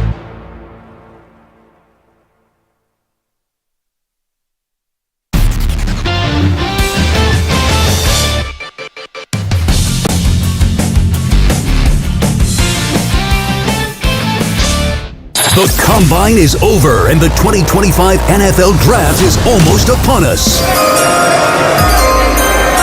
With the first pick in the 2024 NFL Draft, the Chicago Bears select Caleb Williams. The Carolina Panthers select Bryce Young. The Jacksonville Jaguars select Trevor Lawrence. The Cincinnati Bengals select Joe Burrow. Let's find out whose stock is falling and whose stock is rising. Jackpot, baby! And now it's time for the Zach Gelb Show to give you an inside look at some of the biggest draft prospects in this edition of Prospect Profile. Alrighty, we are 14 days away from the NFL Draft getting started in Green Bay, Wisconsin. First round coverage on Thursday, second and third round coverage on Friday, and then the draft will wrap up on Saturday. Jaylin Lane had a very good career at Middle Tennessee State and also Virginia Tech, and now he's awaiting to hear where his name's going to be called in the draft. Had the was tied for the third fastest 40 time for a wide receiver at the Combine, and he's kind enough to join us right now. Jaylin, appreciate the time. Thanks so much for doing this. How are you? I'm doing good, man. How are you doing? Well, I'm fantastic. So I always love to hear about people's journey. You know, I was familiar with you when you were at Virginia Tech. I talked to your head football coach before the start of the season about you. But tell me what Jaylin Lane was like at Middle Tennessee. Yeah, man. I feel like I've been the same kind of guy. You know, I'm just a hard worker, put your head down and go. You know, coming into Middle Tennessee, though, I was just a lot smaller than I am now. So kind of where I built that, you know, love for the weight room, that work ethic, and, you know, grew and, you know, became the player I am today. You know, I always love the story where someone gets overlooked. You know, I went to a smaller school. I went to Temple University, and I saw a lot of guys like Hassan Reddick was a walk-on, and he's gone on to be a first-round pick and have some good seasons in the NFL. For you, why was Middle Tennessee the original landing spot and it wasn't some big-time school? Yeah, like I said, I was probably coming out of high school, I might have been 160 soaking wet. Yeah. You know, I wasn't that big, but, you know, I was a fast guy, twitchy, get the ball in my hands, go to work. And, you know, Middle Tennessee came along later in my senior year. You know, I love the coaching staff that was there at the time, and, you know, I decided to go there. Even with you being smaller, like you mentioned, when you were in high school, were you like a big deal in high school, or did it take a while for you to make the varsity?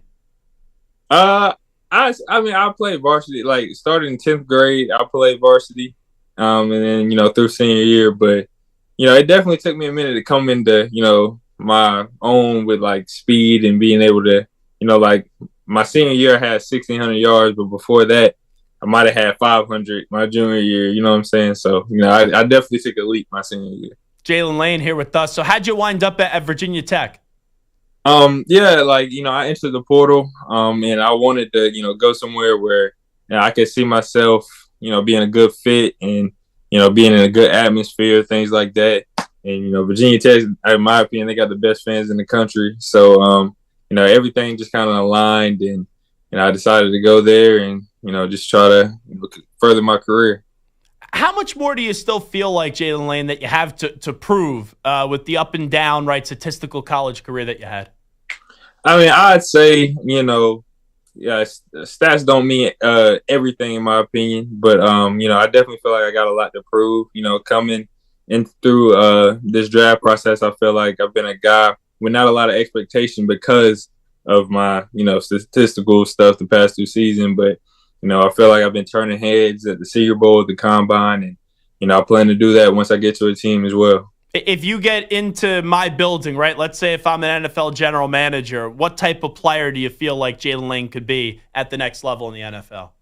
Yeah, I feel like I could be an impact guy from day one on offense and special teams. I'm very versatile, play inside, outside of my career, punt return, kick return stuff. So, you know, I feel like I can make a huge impact on any team. Now, I think I know the answer to this, but I'm not 1,000% sure. Jaylin Lane, what's your favorite play looking back at your college career? Favorite play? I got a couple. But just from this past season, punt return touchdown versus Marshall was up there for sure. That was the one. It's unbelievable because you were just going through everyone in that play. And even when the guys were trying to like crunch on down on you and tackle you, it's like you just found the perfect opening to just go, 50, 58 yards, whatever it was, to get into the end zone. And when you got into the end zone, you knew it was an awesome play because you just let out this scream, and you could tell that there was a lot of elation in that moment. It was pretty cool. Yeah, it's definitely one of my best plays. Just, you know, it was a risky catch. You know, a lot of guys are afraid catching that, but, you know, I decided to return it, and, you know, luckily I made a play and, you know, got in the box. So, you know, it was just one of those plays, you know, it's a lot of passion. You know, you got a lot of passion for the game, and it kind of came out right there. Did you always know that you were fast when you were younger? I mean, yeah, you know, I was always, you know, even when I played baseball as a kid, I was always batting first so I could, you know, get on base and steal. So, you know, I've always been a faster guy. You know, I've been small, so if I'm going to be little, I got to be fast. Yeah, and we know, hey, speed kills, and it's one thing to be fast as a wide receiver, but, you know, if you could be a third, fourth round pick, you know, having that return ability on special teams, that's got to be a big selling point to a lot of teams as well, if maybe they're on the fence on drafting you.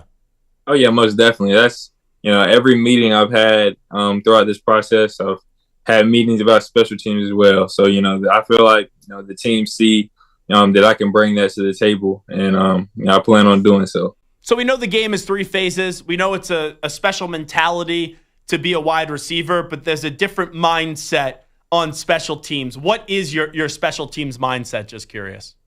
I treat special teams just as important as offense, in my opinion. You can change the game at special teams. I've done it in, throughout my career. Just, one big return, or even at gunner or something, one forced fumble, one muff punt can change a game. So, I take pride in what I do on special teams. So I'm excited for it. Would you rather catch a 60-yard touchdown or have a 60-yard punt return for a touchdown? It depends on how I caught the touchdown. If I was wide open, I'd take the punt return. But if it's like I caught it short, made 11 guys miss, and scored, I might take the receiving touchdown. It just depends on how it looks. Love that. Jaylin Lane here with us. What type of football fan were you growing up as a kid?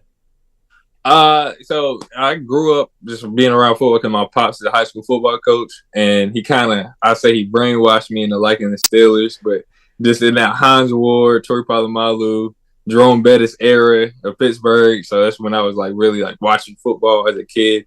So I fell in love with Pittsburgh, and I'd say I'm still a fan today, but I'm gonna be a fan whoever called my phone in a couple weeks. Yeah, it could change real quickly. You could be a Steeler fan today. The Ravens call you. Forget about the terrible towels. You become a Ravens fan, right?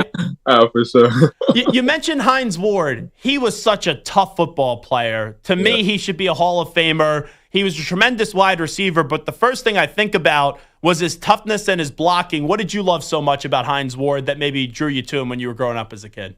Yeah, I just say his playmaking ability and that toughness you talk about. I feel like I play with a certain level of toughness as well. Just even with and without the ball in my hands. So I feel like me watching him, he's really why I wanted to play receiver. If being honest, just watching him as a kid, just helped me develop that love for the game and to play receiver. So. How about the wide receivers in the league now? Who are some that really pique your interest, Jaylin Lane?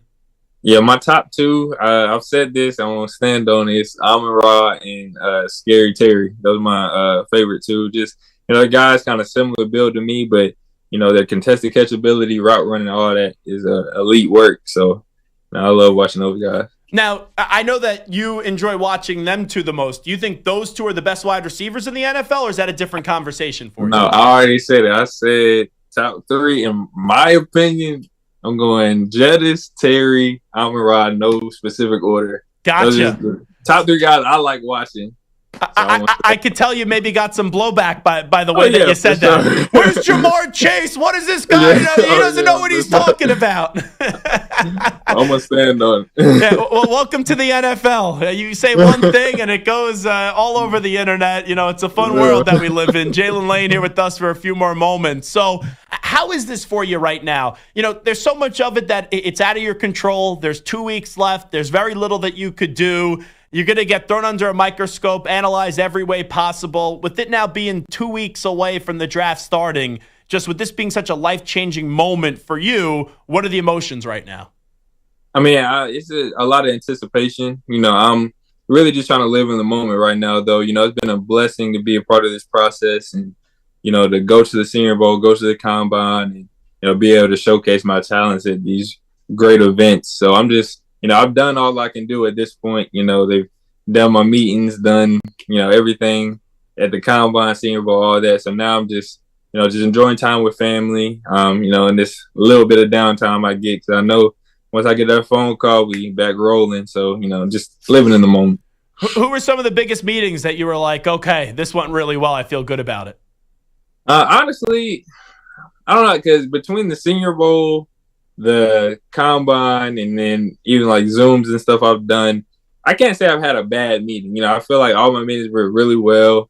A lot of teams talk highly of me. So, I have no clue what's going to happen or who's going to call my phone. Have you met with the Steelers?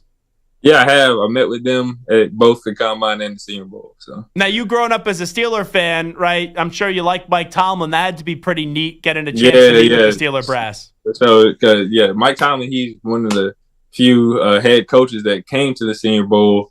Yeah, he was there night one. I went with him, shook his hand. It was a kind of a surreal moment, I'm not going to lie. It was pretty cool.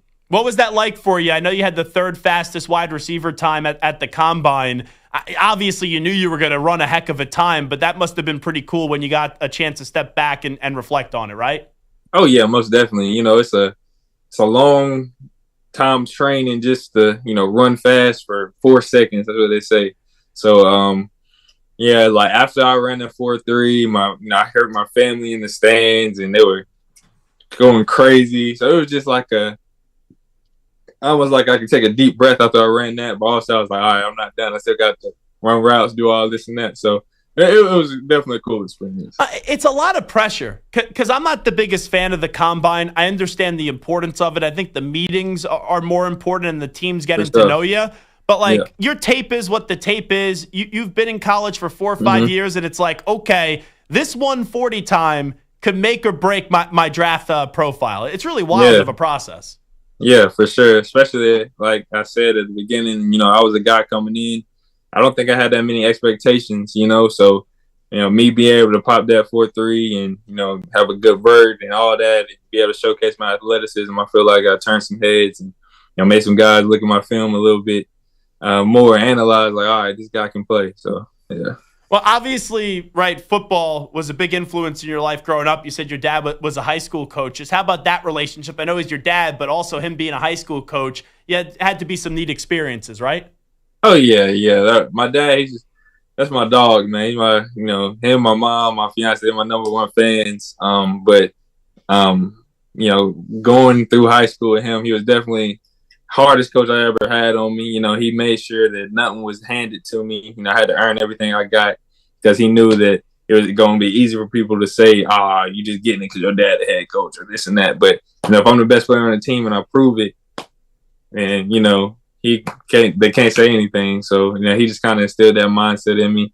And, but now he done took his coach hat off, put his dad hat on. He can do no wrong in his eyes almost now. His support is amazing. When did you realize in life, hey, you don't just like football, but you also love it, and you realize, okay, I have a chance at going to the NFL one day? I'd say I found the love for the game really young, but, you know, obviously every kid dreams of going to the league, but it's like once you like get to that level, like, all right, this is like, I'm actually pretty good. Probably like my senior year of high school is when, you know, had 30 touchdowns, 1,600 yards. I'm like, all right, I'm pretty good. Like, you know, I obviously been working hard. I love the game since I was a kid, but now it's like, all right, you can seriously make it. You just got to keep working. So there's always these moments. Was this just a stupid, good high school game that you had where it's like 300 yards and like 3 touchdowns? Is there one that jumps out to you like that? Yeah, I had 4 touchdowns, 287 yards, and I got hurt in the third quarter. So,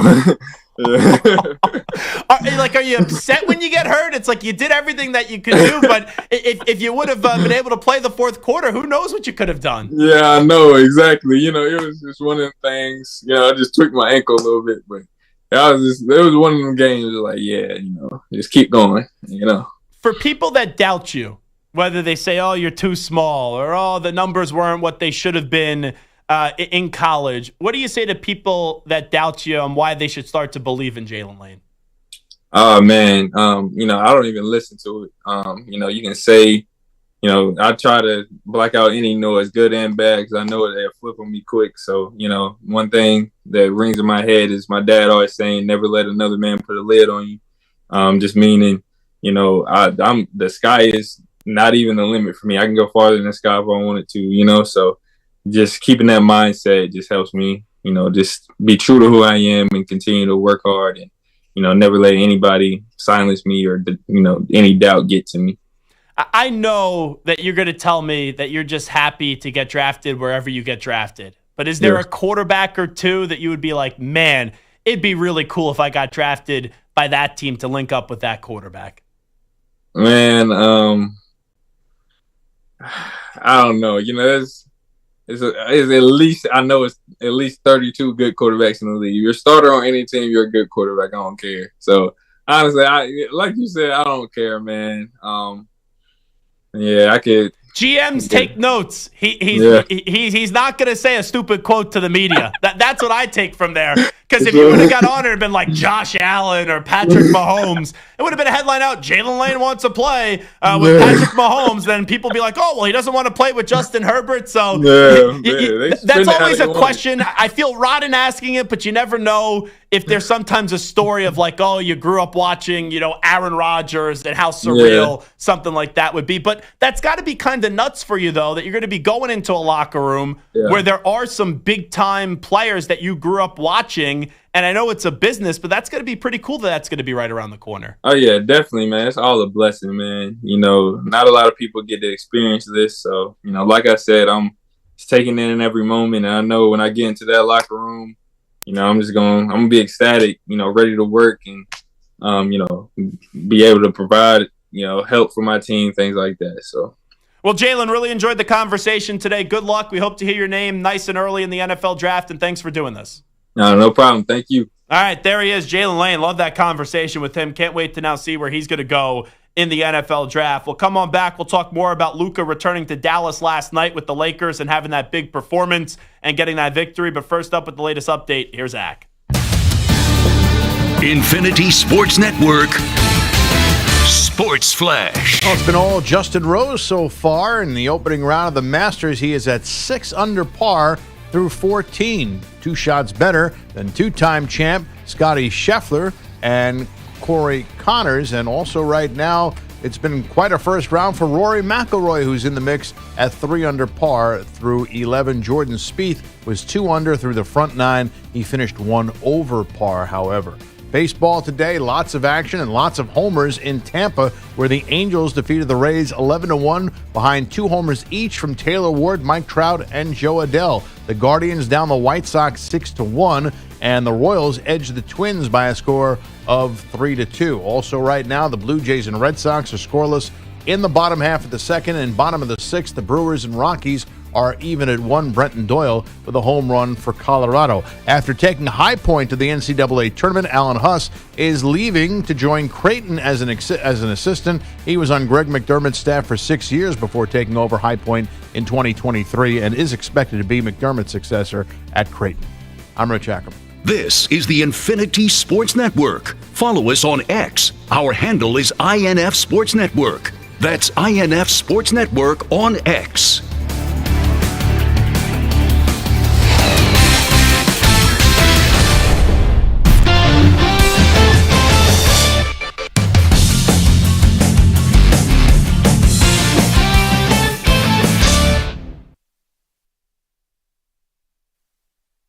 You're in a 5-minute break.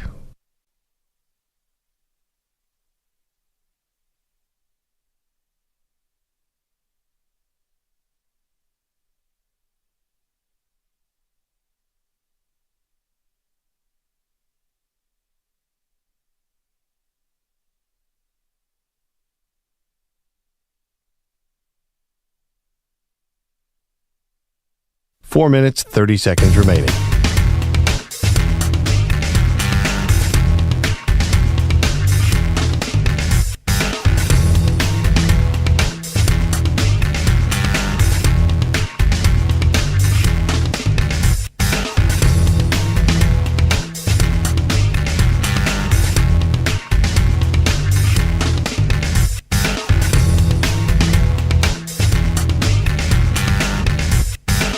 Four minutes remaining.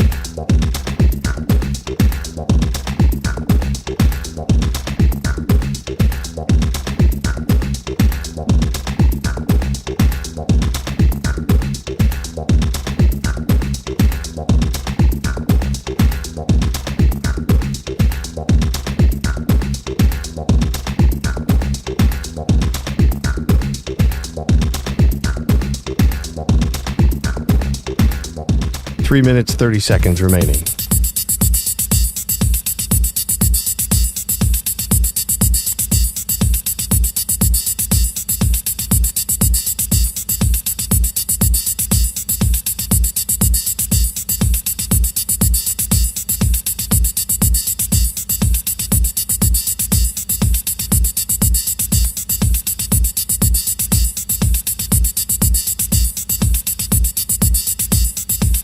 Three minutes remaining.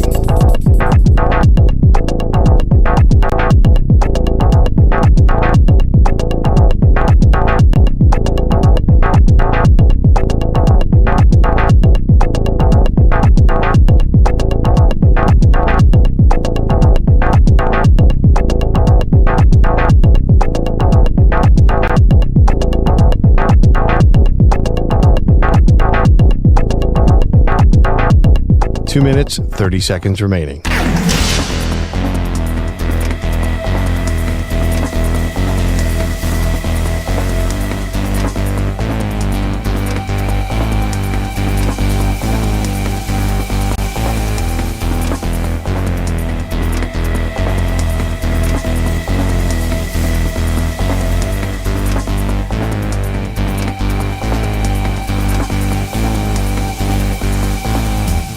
Two minutes remaining.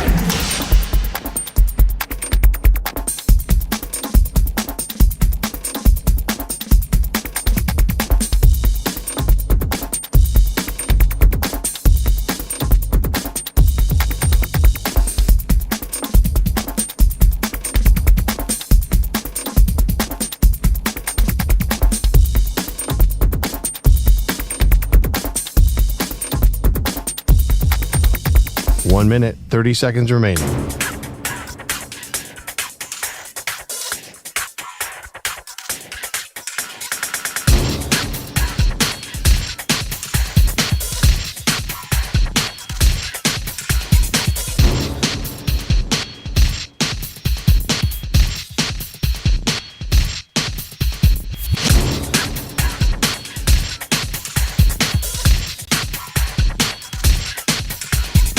One minute remaining.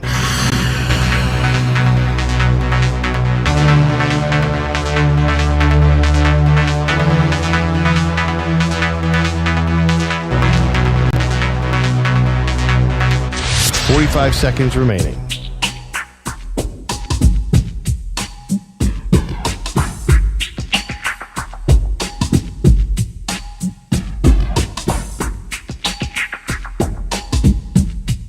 Thirty seconds remaining.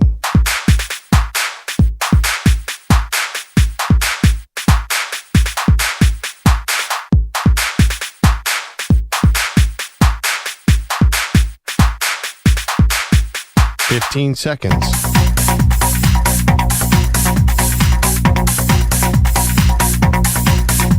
Break ends in 5 seconds.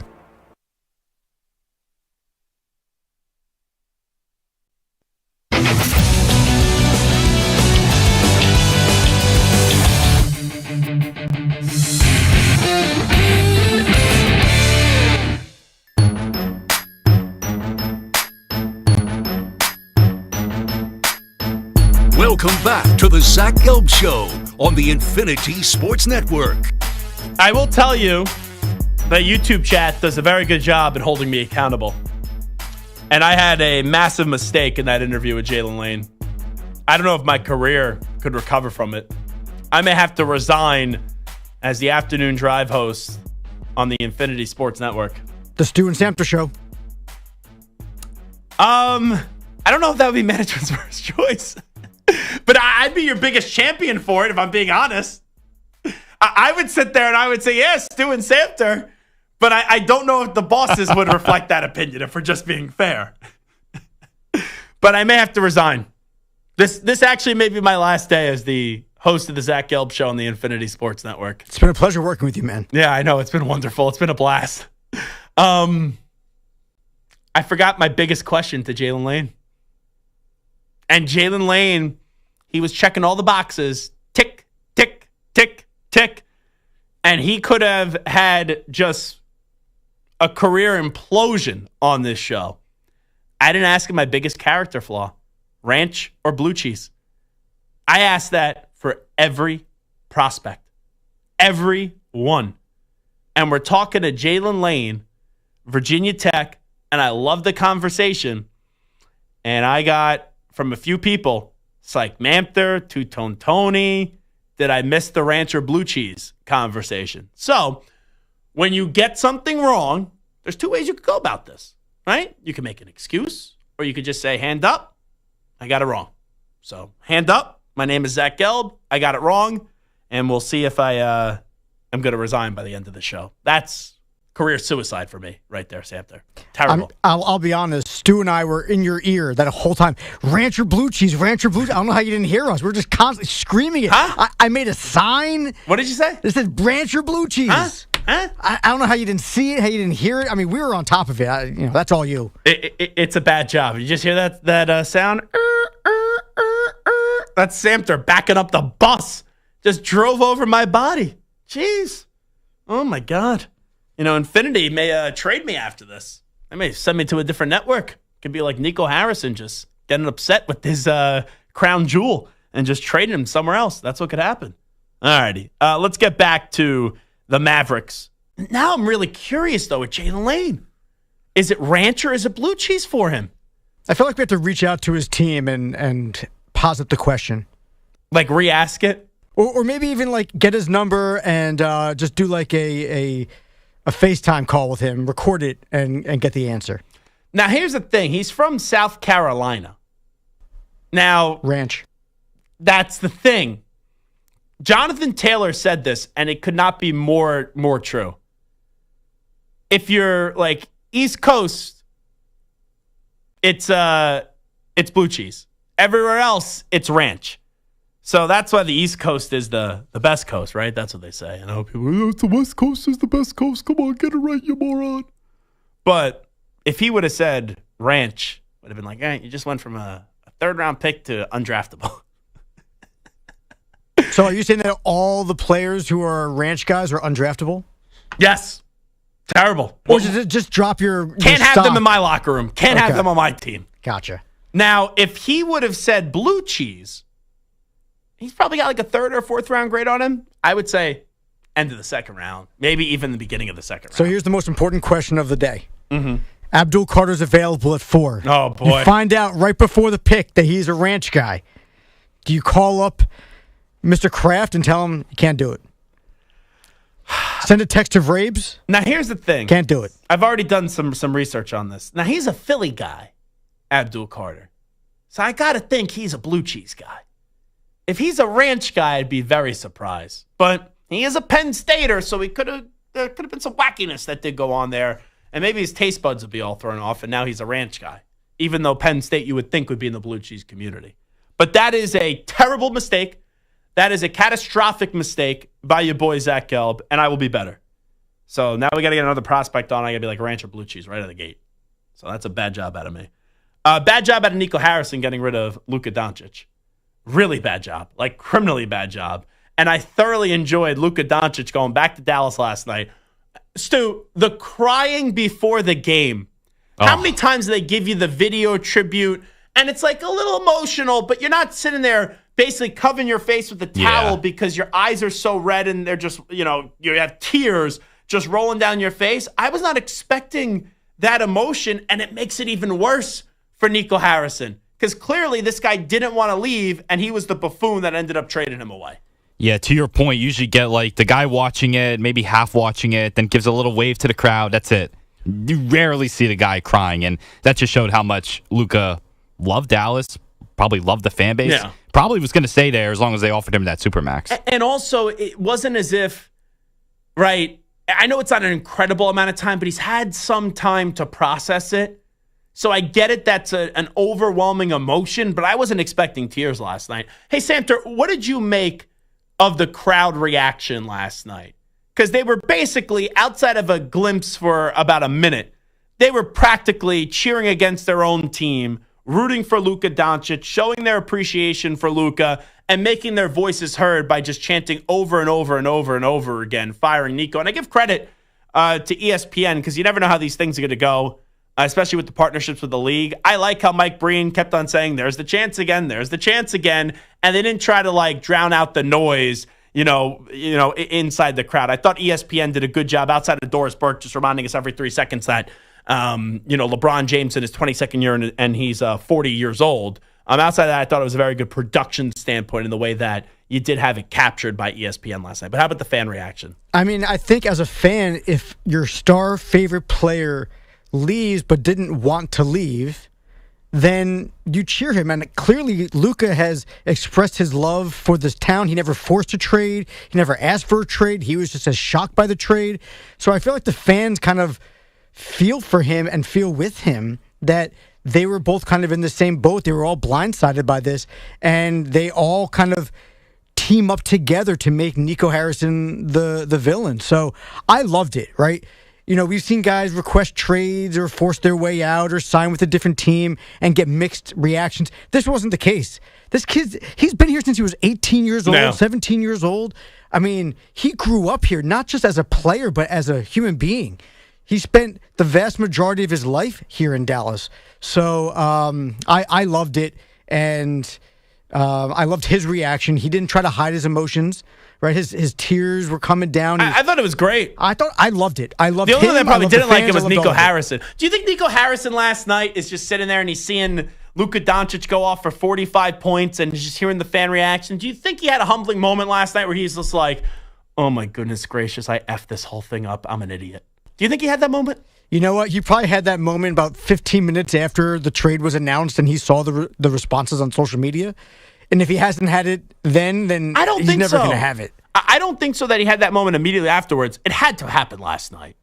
There had to be a moment last night where it's like, oh my goodness gracious, what the heck did I do? Did you see Mark Cuban's reaction?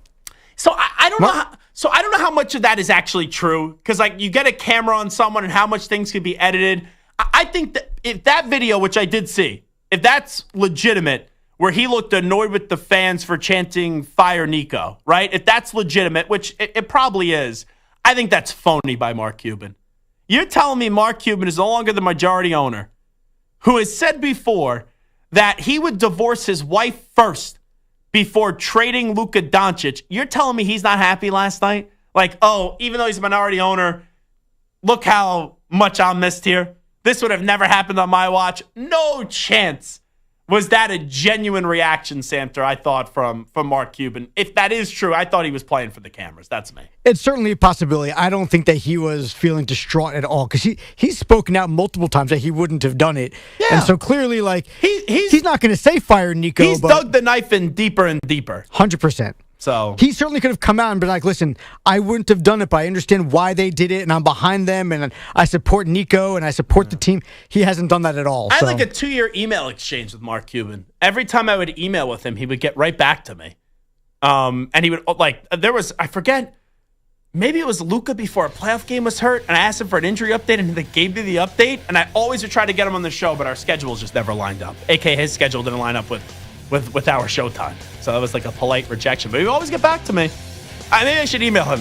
Were you happy last night, Mark? Come on. They obviously miss you being the majority owner with the Dallas Mavericks. So come on back with a news brief. It is the Zach Gelb Show right here on the Infinity Sports Network.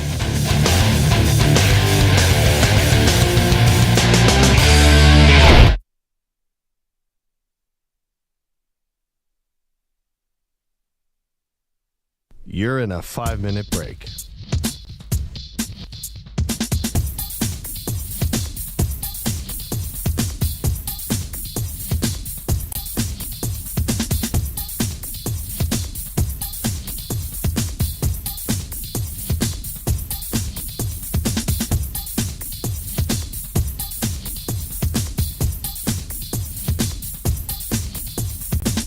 Four minutes, 30 seconds remaining.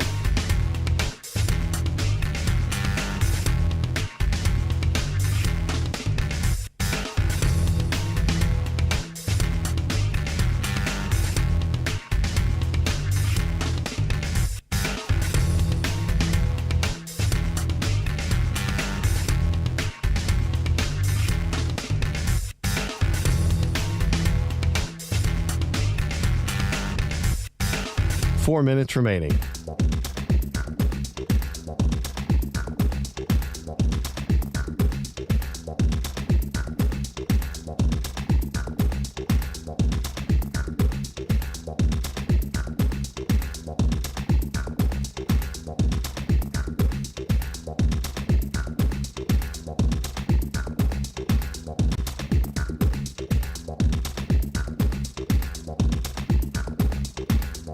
Three minutes, 30 seconds remaining.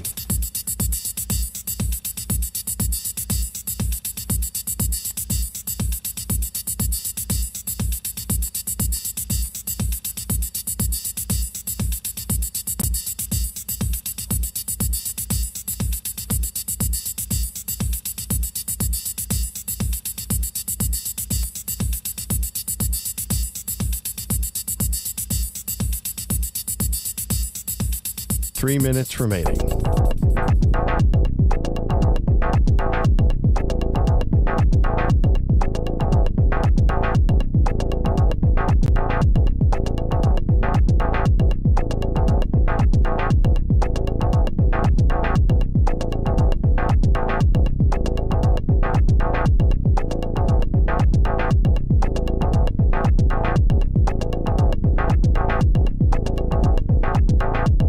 Two minutes, 30 seconds remaining.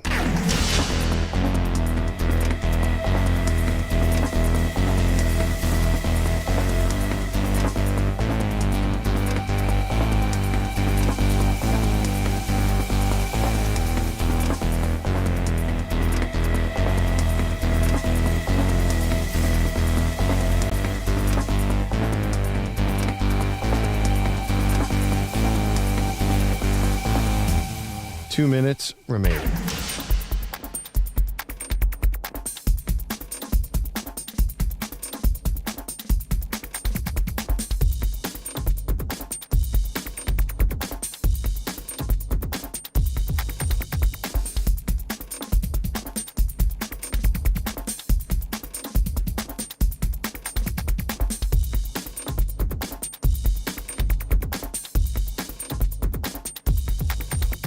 One minute, 30 seconds remaining.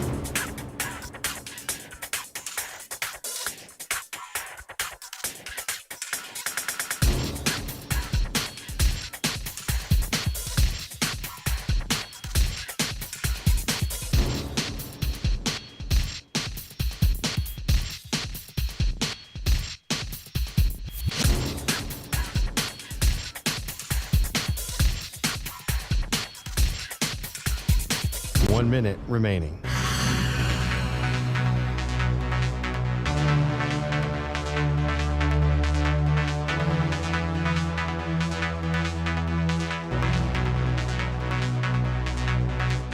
Forty-five seconds remaining.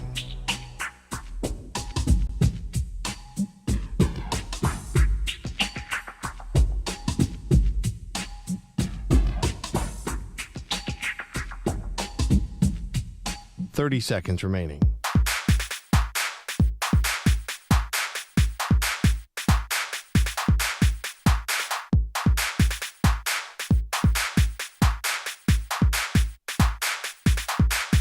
Fifteen seconds.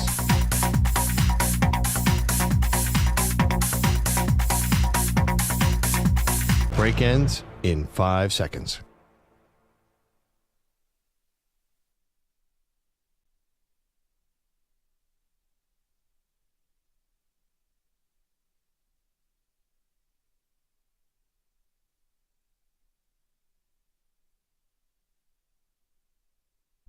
To infinity and beyond.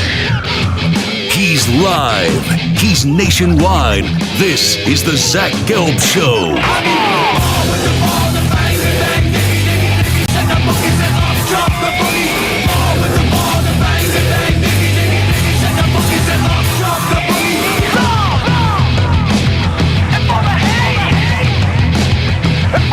Here's your host, Zach Gelb. Alrighty, hour number 3 of our radio program. I made my 3 bets for the Masters yesterday. I do outright winners, 3 outright winners. That's the only bets I place. I know people in the betting world will be like, why didn't you bet top 10 finishes? Why didn't you do this guy to make the cut? This is what I do for major championships. There's 4 of them. I allocate about $25 to $30, depending on, sometimes 40, 25 to 40. And I do it per golfer, just 3 guys, outright to win. And I've had some success. Matt Fitzpatrick one year won a major.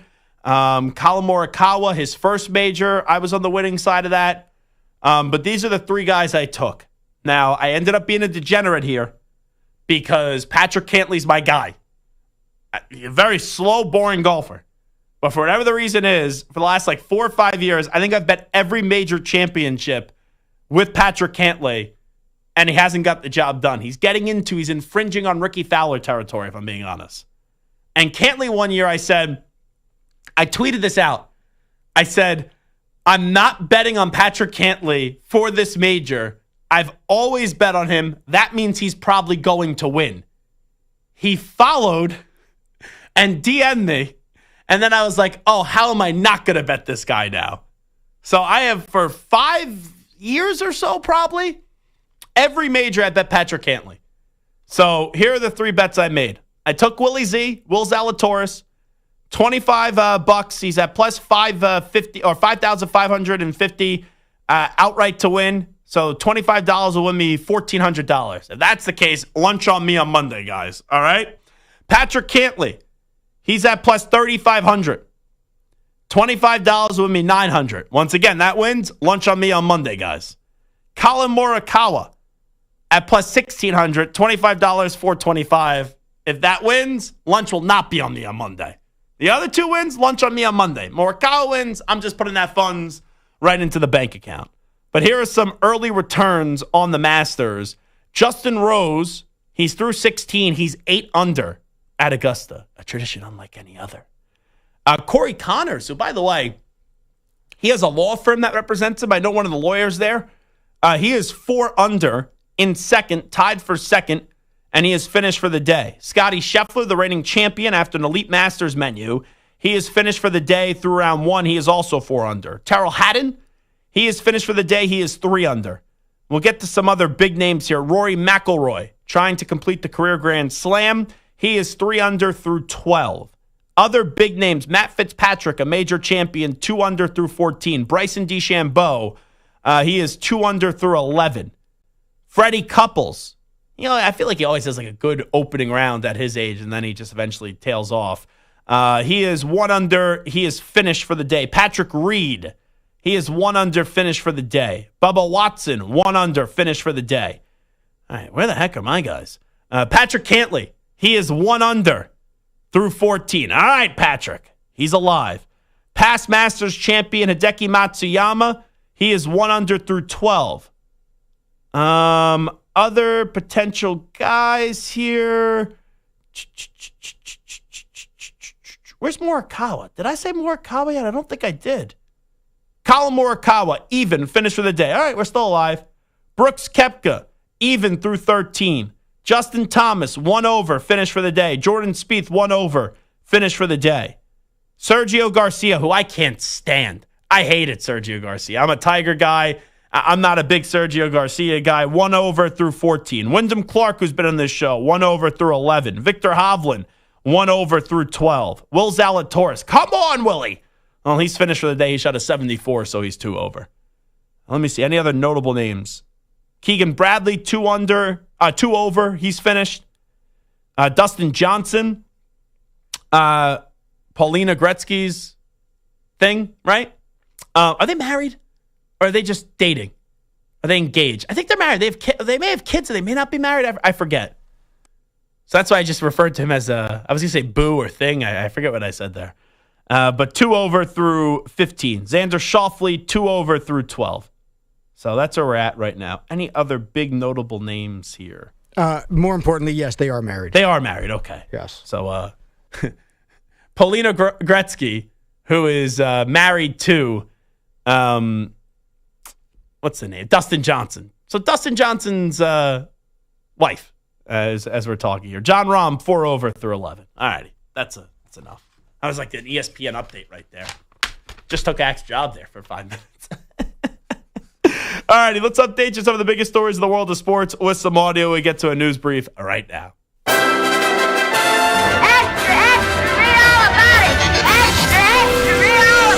Time for your daily news brief. We get you caught up on the rumors, reports, and reconnaissance from the day in sports. Luka Doncic. He should still be on the Dallas Mavericks, but there's a guy named Nico Harrison who is a moron. That's the nicest way that I could say it. That's the most PG-13 way that I could say it. Here's Luka Doncic, how he felt after the very emotional tribute video that was displayed before they introduced him to the crowd as he returned home to Dallas last night as a member of the Los Angeles Lakers. I don't know, honestly. Everybody saw me the way I reacted to the video. All these fans, I really appreciate it, man. All the teammates I had, everybody had my back. I'm just happy, this guy, I love these fans. I love the city. but it's time to move on. How were you able to not be too emotional, to still come out and play and perform the way you did? I don't know how I did it, because when I was watching that video, I was like, there's no way I'm playing this game. But, you know, all my teammates had my back. They were really supporting me, so I really appreciate that. You know, you watched the game last night, and it almost felt like it was a home game for Luka Doncic and that the Mavs were the road team. And then in the moment when I was watching that post-game interview with Lisa Salters, I'm sitting there and I'm like, hold on. They're blasting music while she's talking to him. I'm like, why don't you just project that to the entire crowd? It's one last send-off for Luka Doncic. I'm like, oh, wait, but the Mavericks are actually the home team. So that's how that experience last night messed up with you a little bit. I think they were just trying to play that music as loud as possible to kind of tune out Luka Doncic there.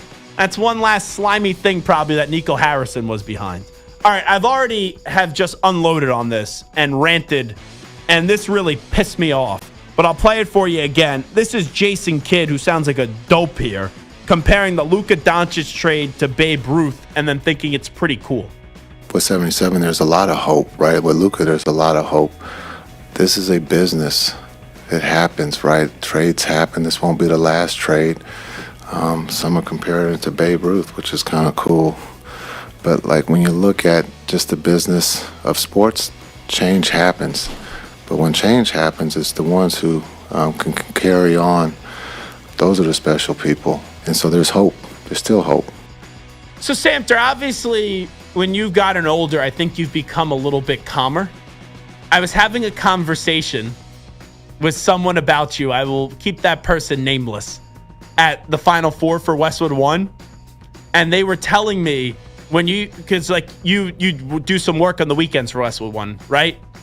When you would be working with them on Sundays, that during the Jets games, when they would just be torturing you, you'd be screaming and losing your mind, and you would be so angry about the Jets. You know that Curb Your Enthusiasm skit, the Jets kill Carl? The person I was talking to would be like, we could have said the Jets killed Samter. But now you're not really like that, right? You flirted with the Chiefs for a little bit. Now you're back on the Jets.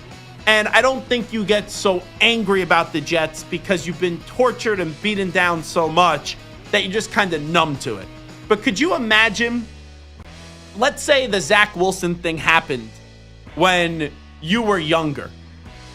Could you imagine if your head coach got up there and was like, you know, they're comparing Zach Wilson to Jamarcus Russell.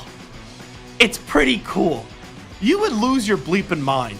If I'm a Mavericks fan today, I've already voiced my displeasure for Nico Harrison. I would be shredding Jason Kidd.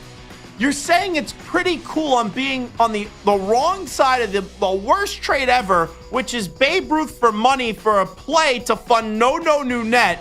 That was the curse of the great Bambino. And it's like, oh, yeah, Luka's getting compared to Babe Ruth. That's pretty cool. My follow-up would be like, hey, Jason, how much of a moron are you that you think it's pretty cool that your organization traded away the best player, right, that you guys had since Dirk Nowitzki, and everyone knows you got clowned in the deal? What's cool about that?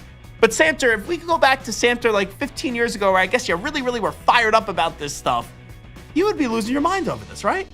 There may have been a few remote controls that have seen better days after the wrath of Mike Samter. I got a scouting report because I had follow-up questions. I said, what was it like? And the person exactly said that. They go, we had to replace the remotes a lot. And this person, I'll call him Brank or Crank or... Wow, he knows the person.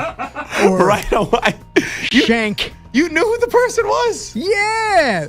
Me and this guy, I can say his name because I know. Frank. Me and Frank. I love Frank. We used to sit in this small little studio, the two of us, while other people were running around cutting up highlights, and we were posting some of the highlights and doing some of these games for Westwood One. And we would just sit there for hours on end. And we had the best conversations, but like... Was Frank a Jet fan? No, Frank's a music guy. He doesn't really even care about sports. Who? No, I think I like Crank. Blank was was more of a music guy than a sports fan. Yeah, that guy. And man, not only would I go crazy over the Jets, I flipped chairs. I'd be in there. He's there working on the computer, and I'm flipping chairs over. Yeah, it was ugly. All right, let's get to Nikola Jokic. The Nuggets won last night, but here were his comments on Mike Malone getting fired. I mean, they woke us up. It was we need to be woken a little before the playoffs, and I think when if we're in there, we can mess things up. We can fight and play with everybody. Josh Kroenke called a team meeting yesterday. What was your reaction to the changes that he made? I mean, it's. I think when I'm coming from, it's part of the sport. People go and come and go, but it was a 10 years relationship with the coach, and we went through everything. We were bad, we were good. We won a championship. Definitely, we have some great memories, but it's part of the business, I would say. How do you think the team has handled what I'm sure has been a wild 48 hours? I think they got. Josh got the response that he wanted. People say that we are vulnerable, but I think the beast is always the strongest or the most dangerous when they're vulnerable. So maybe he woke up the beast. The beast is awake. The beast. I'll tell you, Nikola Jokic looked like the coach last night at times. So you had a taskmaster, right, in Mike Malone. He was difficult. He's demanding coach. But with that being said, he did win a championship. Those coaches, though, have expiration dates. I would not have fired him before the start of the playoffs, but after seeing that last night, I still don't think they're going to have this long run. I think they'll get to the second round at best. But can you imagine, Stu, if Nikola Jokic could will this team to the finals or they could win a championship after what did go down? The legacy of Nikola Jokic, multiple MVPs, already NBA championship, a finals MVP, but the legacy of Nikola Jokic would go through the roof if basically, while not having a coach, and I know LeBron got Bladfire, but then there was a lot of time with Ty Lue. There was 3 games left in the season, and they blew out the coach and the general manager. Nikola Jokic is basically the coach right now. Can you imagine if he just puts his team on his back and he goes and finds a way to win it all? It'd be stupid good. Once we're talking legacy here, he'll already be in the top 15 to 20. If he wins a championship this year, yeah. It sounds crazy, but with all the MVPs and 2 rings, he's inching up there. I've already rather have the career of Nikola Jokic than Kevin Durant, right? I don't think that's a hot take either. Definitely. I'm more impressed with what Jokic did in Denver than, Durant had such a great career before, but then the 2 championships that he won in Golden State, which were easy peasy championships to win.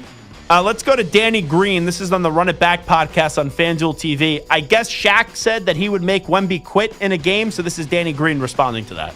Yes, he would have bullied these guys. He would have been able to do that on the offensive end of the floor. But on the defensive end of the floor, Shaq would have had problems guarding these guys. There's no way he's stepping out. He was not even comfortable leaving the paint. To guard them on the perimeter, to guard them on lone spot, and you can't teach 7'4". These kids are 7'3", 7'4". Shaq, you're not blocking those shots, those jump shots. And they would have given him a lot of hell on that floor.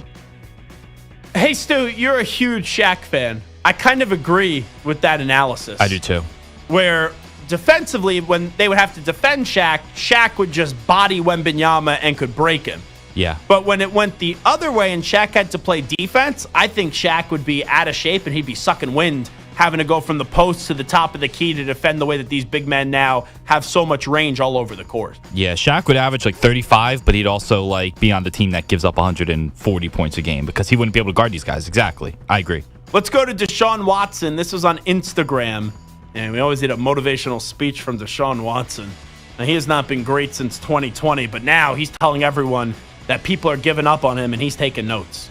The performance comes when your back is against the wall. It comes better because you kind of got to really lock in. You don't have anything pretty much to lose. And I feel like that's where I'm at right now. Everyone's doubting me. Everyone don't believe in me. Everyone don't think that I can get back to where I was. But I know and I believe the work that I put in, what I believe in myself, the peace that I've been, channeling these last couple months. I know I'm going to be way better than before. I'm prepared. And I think before I wasn't prepared because I was kind of going with the flow of how the world was seeing me. But, when you kind of get knocked down to the ground and you got to stand back up and walk through the rain, that brings out another fire, another challenge, another grit that you have inside. And the biggest thing is really just mental. My mentality, the things that I got to deal with the outside and not taking everything personal like I mentioned before.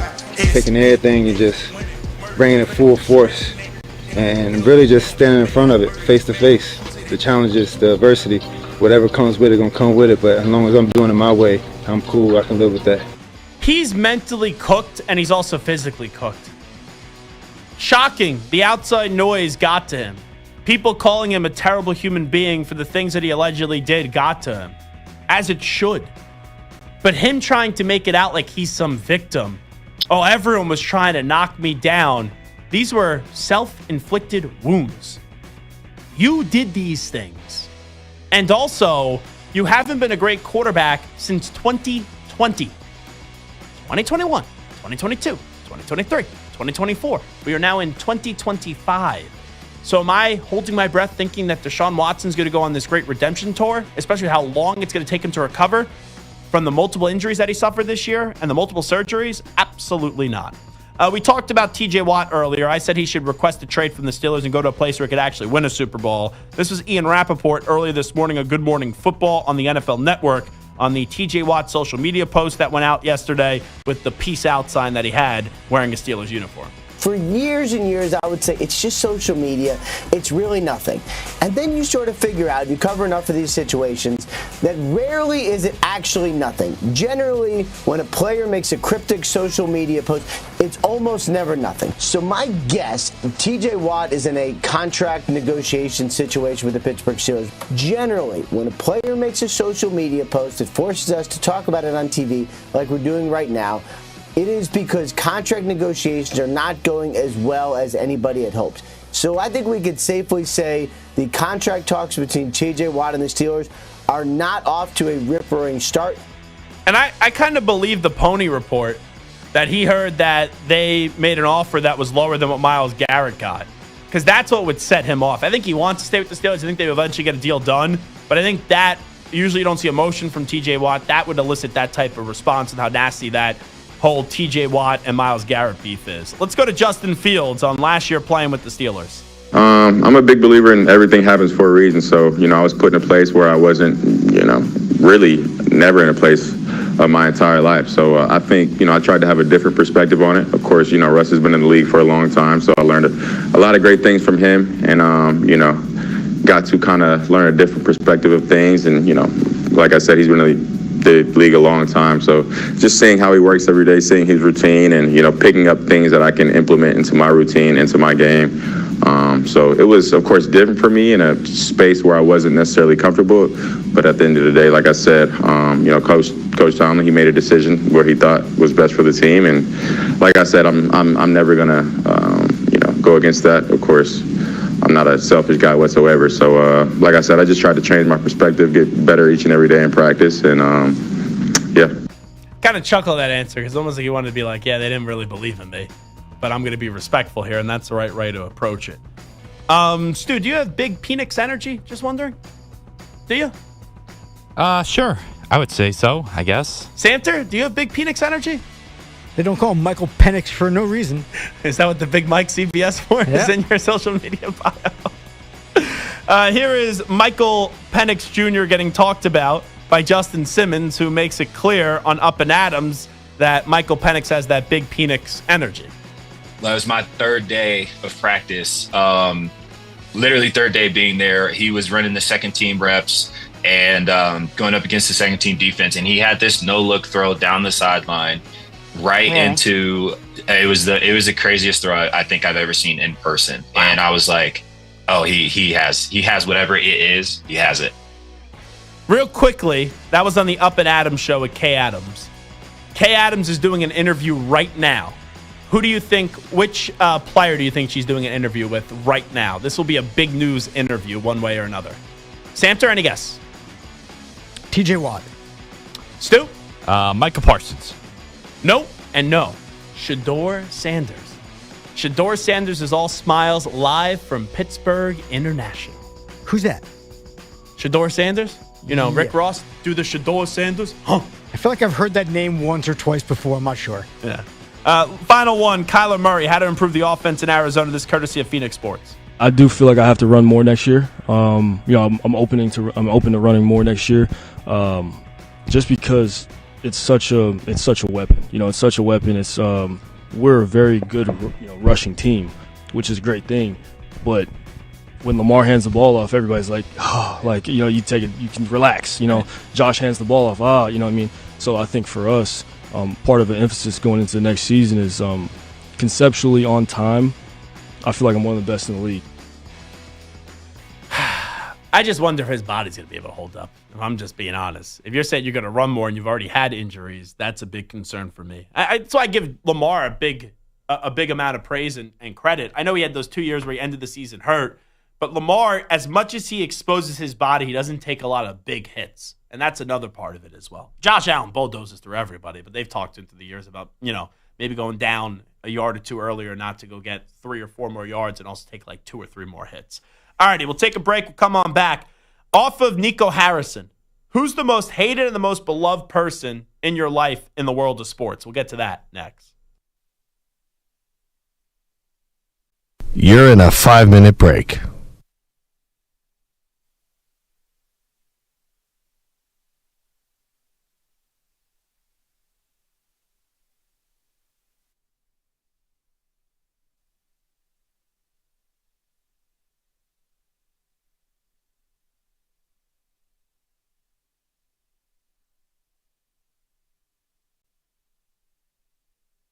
Four minutes, 30 seconds remaining.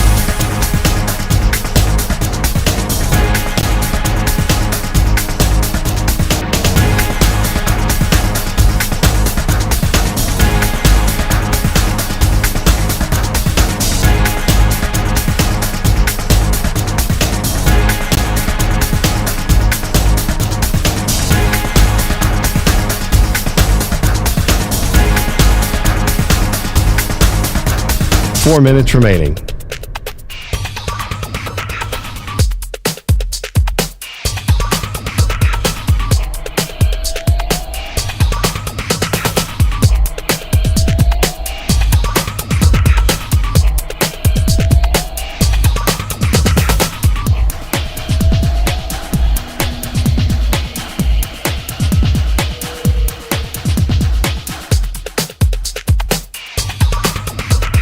Three minutes, 30 seconds remaining.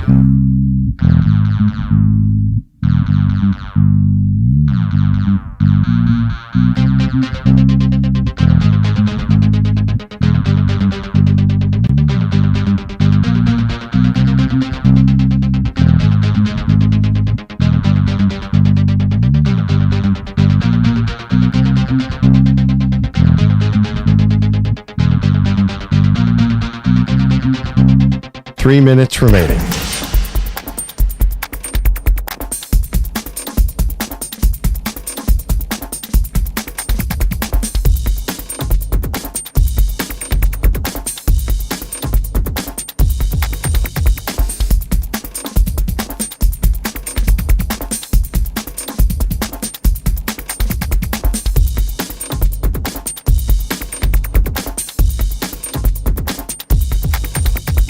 Two minutes, 30 seconds remaining.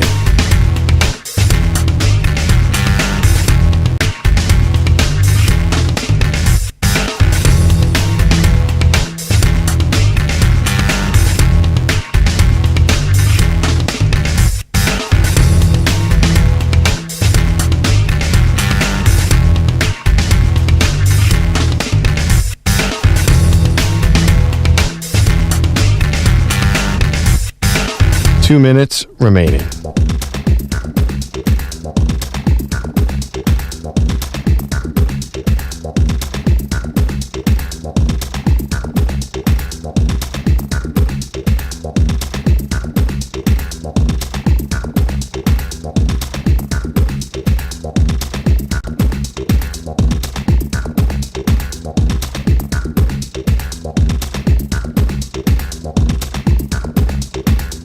One minute, 30 seconds remaining.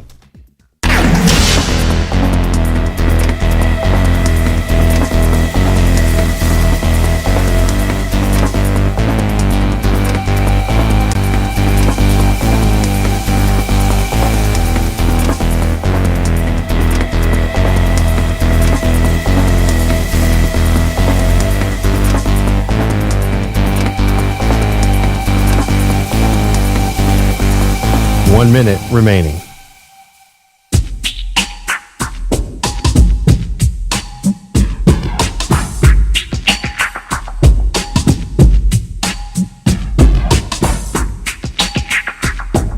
45 seconds remaining.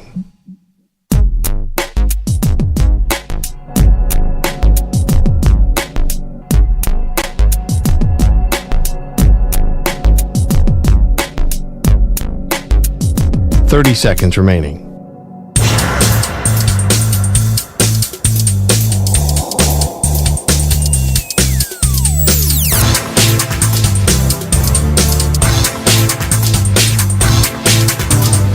Seconds.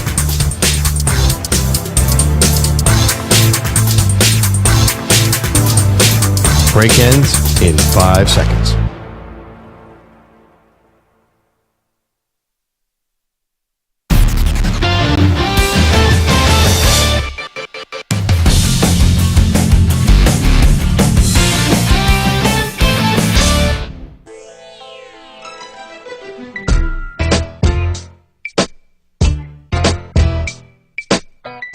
Welcome back to the Zach Gelb Show on the Infinity Sports Network. So last night, you saw someone who is loved by Mavericks fans. Beloved. And that's Luka Doncic. And then you saw someone that is hated, despised. There's great animosity towards. And that's Nico Harrison, who is the guy that was responsible for trading away, obviously, one Luka Doncic. So who is the most hated person in sports in your life? And who's the most beloved person in sports in your life? When I think of hate, I think of Michael Samter.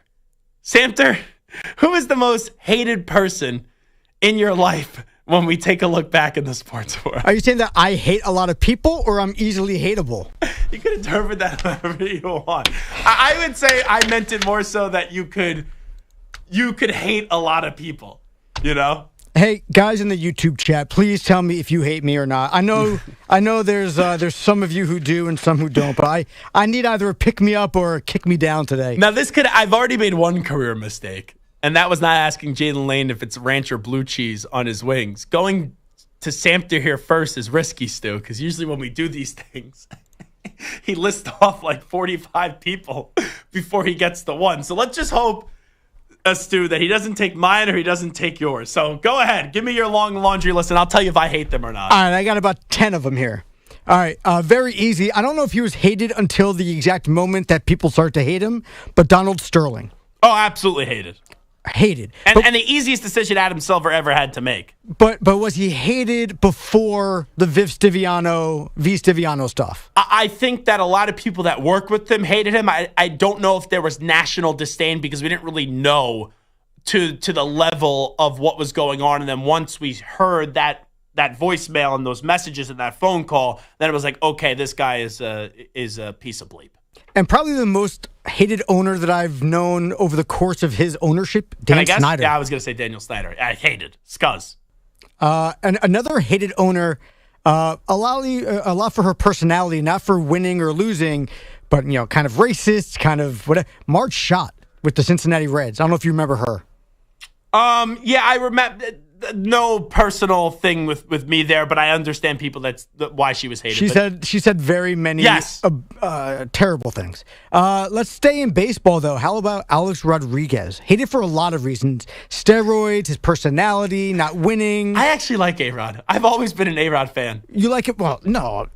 Even as a Yankee, you liked A-Rod? Yeah, I've always liked A-Rod. Even as a Yankee, I didn't like A-Rod.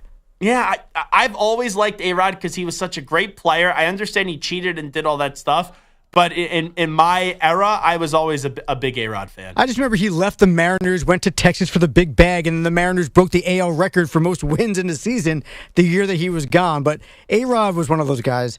Maybe that GQ magazine photo shoot also didn't help. The mirror himself. He was kissing himself in the mirror. This one's pretty easy. How about O.J. Simpson? Rest in peace, right? O.J. Simpson. Rest in something. Yeah, I think he's looking up is the way that I would say that. Yeah, obviously. I know Samter used to be an O.J. guy. Samter, when that whole thing was going on, they had a free O.J. shirt. Zach Gelb, not an O.J. guy. A not guilty shirt is what I had. This guy was beloved and then very quickly hated Lance Armstrong. So when I was a kid, those Livestrong bracelets were a big thing. I remember going to Superboy camp. Everyone had to get a Livestrong bracelet. But then you found out, like, his message with cancer was important, but then you found out that he was a cheater and kind of the people he lied to. I still think the charitable work that he did was good, but yes, hated because of the fact that he was basically sitting on a throne of lies, pretty much. And lies, and then like trying to bring down other people who were calling him out for his lies. Like, it's one thing to lie, another thing to like call out people. Remember Ryan Braun, who got that guy fired basically for taking the sample? Tester. Yeah. Oh, what was his name? That's gonna drive me crazy. Because that drove me bonkers. Absolutely, that he was going after the tester and everything. Dino Lorenzi Jr. Yes. There was Zach Gelb back in the day had a lot of tweets about Ryan Braun and the way that he went about it. A few more before we get to who I hate or who I think is the most hated. We'll be here until JR show starts. Floyd Mayweather. Yes, and you know what? Very hated. He is a scum. An absolute terrible human being, and the way that he treats women is disgusting, despicable. And you have people that just suck up to him because he's a great boxer. Loser. Yes. And he took forever to fight Pacquiao, and then he waited to Pacquiao's practically past his prime because he was afraid to fight Pacquiao. 100%. I hate Floyd Mayweather. A guy that my dad hated or hates, Bobby Knight. So I know that Bobby Knight obviously gets a bad rap. And obviously the way that he treated his players wasn't wrong. But I think just because he was such a legendary basketball coach in some way, as someone that was younger, he was just viewed as such a legend that I never really had a personal hatred for Bobby Knight. But I understand obviously why people hate him. Conor McGregor. I used to like Conor McGregor. Then with what he did with Khabib, and now this farce that he's going to fight again, which we all know he isn't, he's a bad dude. I despise Conor McGregor, and I would love to see him get back in the octagon just so someone could kick his ass and knock him out. And these are guys also, Ray Rice, Greg Hardy, those kind of guys. Greg Hardy can't stand. Yep. I'll tell you, what Ray Rice did was despicable, but he's done a good job in restoring his image since then, and obviously he's still married to I guess it was his fiance at the time when that whole situation went down in the elevator. So she's obviously forgiven him as well. So I got one more that's not my guy, but he's not an athlete, but Skip Bayless. I feel like Skip Bayless is hated within the sports world. He had a take last night.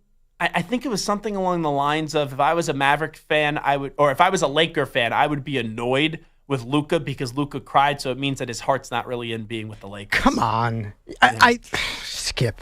So my guy, who I think is the most hated athlete of my lifetime, is Michael Vick. Oh, okay. Michael Makes sense. Vick. I mean, there's no excuse for what he did, and he has done a great job of rehabbing his image, so he's not as hated now as he used to be. Now he's coaching a college program, but at that time, it was almost like you could kill a person, but don't mess with dogs. You can get into a fight, you can have an assault, but don't mess with the dogs. And Michael Vick was like a pariah from society for what he was doing. And he was at the top of the world, and he was dogfighting, and dogs were dying. It was disgusting. So Michael Vick is yours. All right, Stu, who's yours? Mine is Barry Bonds. I believe that... One of my favorite baseball players ever. Yeah, mine too. I believe that during that whole run of breaking two beloved guys' records between Ruth and Aaron, and the fact that he cheated, he was kind of smug. I think he was just very disliked. He was probably liked. He could be a prick. Yeah, he was probably liked more pre the steroid era, but once it was found out that he was cheating, I feel like he was very disliked. So I was gonna say Aaron Hernandez here, and I don't think we need the explanation. He had everything right in front of him. Gonna have a great long career, be a part of that second wave of the Patriots dynasty, and then he was literally a killer. I gotta go Jerry Sandusky though. Jerry Sandusky at Penn State, right? And Samter talks about what Michael Vick did with dogs. Jerry Sandusky was sexually abusing children that were going to him, right, in a charity, pretty much. Disgusting, one of the most despicable things I've ever heard of. And Jerry Sandusky is an absolute monster. So that's my least favorite person ever associated with sports. All right, who is your most beloved here? So we did the Nico Harrison side, And it kind of feels wrong throwing Nico in with some of these people because we're talking about people like murdered and like the Barry Bonds one. Okay, that's fine. What was yours again? Oh, Michael Vick, and mine was Jerry Sandusky. Even I will say, and I'm not a big supporter of Nico Harrison. Nico, you made a stupid trade. You're not in the same class as those guys in our level of hatred. Yeah, but you know, though, Dan Snyder didn't do anything like wrong. He just was a terrible owner. I mean, I guess he kind of stole treated money. people wrong in the workplace terribly. Yeah, sure. But like he was hated way before that. Same thing like James Dolan hated because of how bad of an owner he is. All right, most beloved. Who's yours, Samter? So I had another small list. I'll go very quickly. Tim Tebow, Barry Sanders, Andre Agassi, Tony Gwynn, Bo Jackson. You're more Agassi guy over Sampras? Oh, yeah. Okay. And Sampras had no personality. Agassi was like the rock and roll, the cool hair, the cameras, and whatever. Married Steffi Gress. Andre Agassi was the man. But for me, the most beloved guy is the guy who taught me to put my hat backwards in the Rock and Jock softball games on MTV, Mr. Ken Griffey Jr., the coolest person in all of sports, the best, most beautiful swing we've ever seen. Junior was the most beloved. Nobody I've ever spoken to has ever said any negative word about Ken Griffey Jr. He is beloved. He is wonderful. Always has a smile. He's at the Masters right now as a credentialed photographer because he's become a photographer. Ken Griffey Jr. is like my favorite athlete, maybe of a non-team that I root for in the history of the sport. Oh, by the way, a bird chimed in on the most hated athletes of all time. They wanted to mention Randy Johnson. The Birds aren't a big fan of one Randy Johnson. So, Stu, who's yours? Most beloved. So I'll say mine he's probably not as loved the last few months because he's had some off-the-field stuff. But during his career, Mariano Rivera was by far, I feel like, just beloved. Probably not if you're like a Red Sox fan or you hate the Yankees, but... Well, actually, Red Sox fans love him for 04. That's fair. That's a good point. You're right about that. But I think Rivera, just overall, from the general baseball fan, was absolutely loved. I'm going to go with Steph Curry. I don't know if there's a more likable athlete in the history of sports. That's a great one. Guy is smaller, incredible jaw-dropping ability from three-point, never gets caught up in anything wrong off the court, has like a great love for his wife as well. I've never heard anyone actually. The only time I heard someone say a bad word about Steph Curry is when he threw his mouth guard into the stands once. That was it. And that's like, you could be in the public spotlight for almost 20 years, and that's the worst someone could say about you. That's a pretty great job there by Steph Curry. I consider putting Michael Jordan on my beloved list. Do you think Michael Jordan was beloved, or was he just like respected? Well, like Jordan could kind of be an a-hole. Yeah, but like we didn't care about it back then. So I think he's one of the most popular athletes. I think he's one of the most jaw-dropping athletes. I don't know if the word beloved. Yeah, see, I left him off my list because I was thinking the exact same thing as you. Like, put it this way. If you see Steph Curry in the street and you go, hey, Steph, can I get a picture? I think you got a good chance. If you see Michael Jordan in the streets and you ask him for a picture, he will say no. So I know you can't say yes to everybody, but I know Michael's saying no. Steph, you at least have a chance. He'll throw a cigar right at you. Yeah. Or throw you into the ocean and try to catch you as a fish. A big fisher, Michael Jordan is. All righty, here's the latest update with Ak. Infinity Sports Network Sports Flash. Oh, there have been some good scores today at the Masters, and then there is Justin Rose. He is the leader in the first round by 4 shots over Corey Connors, Scotty Scheffler, and Rory McIlroy chasing that elusive green jacket. But Rose 8 under through 17 today, while Scheffler had a very solid first round, and McIlroy right now on 15. Jordan Spieth, the former champ, got off to a good start at 2 under through the first 9, but was 3 over on the backside. Baseball today, Michael Toglia has homered for the Rockies, who now have a 6-2 lead over the Brewers in the bottom half of the 8th. Blue Jays and Red Sox are scoreless in the bottom of the 6th. The Angels pounded the Rays 11-1, clubbing 6 home runs, 2 each from Taylor Ward, Joe Adell, and Mike Trout. The Guardians down the White Sox by a score of 6-1 as Gavin Williams won his first game of the season. Stephen Kwan and Kyle Manzardo with home runs, and the Royals edged the Twins by a score of 3-2. After taking High Point to the NCAA tournament, head coach Alan Huss is reportedly leaving to return to Creighton as an assistant and head coach in waiting on Greg McDermott's staff. I'm Rich Ackerman.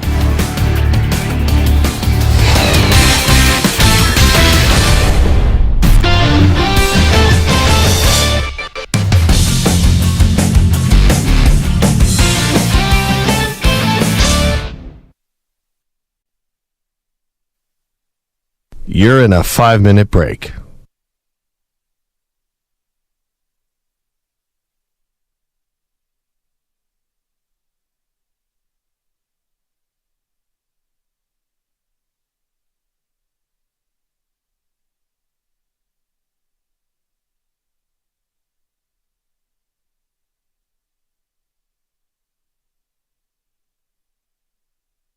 Four minutes, 30 seconds remaining.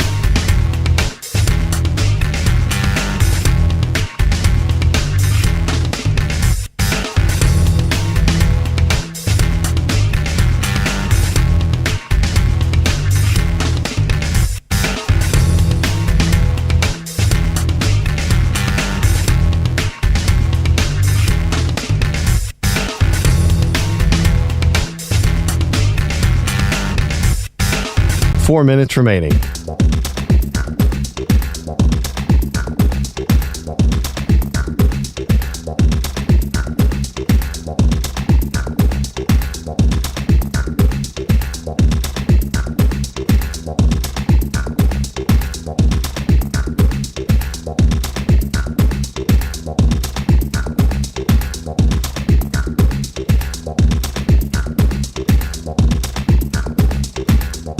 Three minutes, 30 seconds remaining.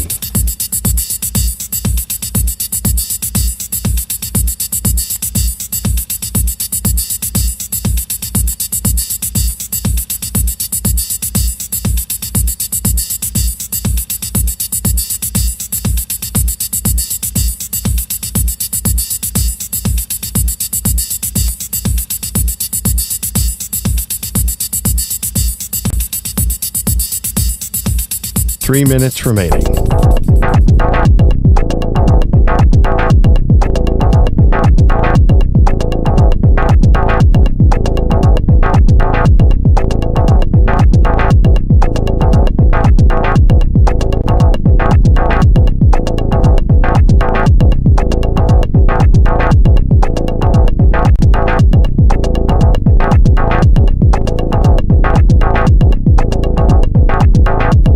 Two minutes, 30 seconds remaining.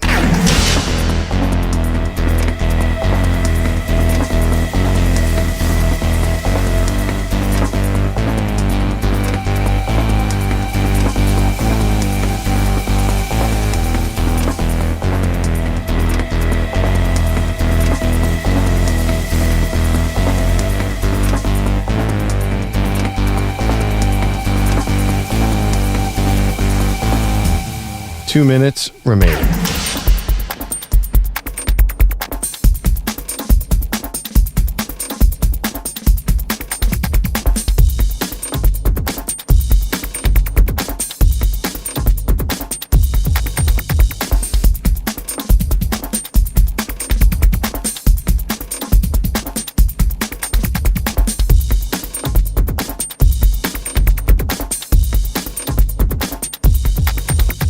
One minute, 30 seconds remaining.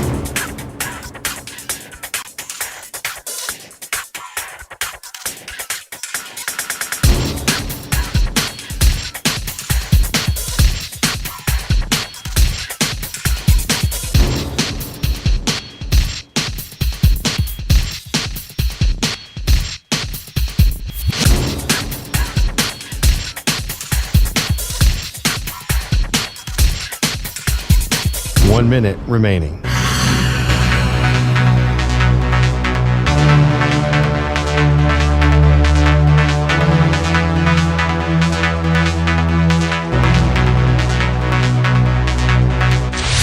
Five seconds remaining.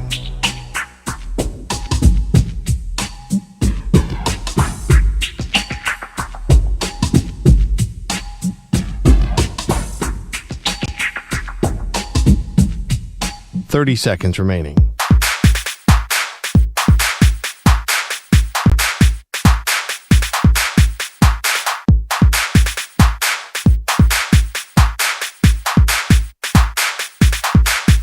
Fifteen seconds.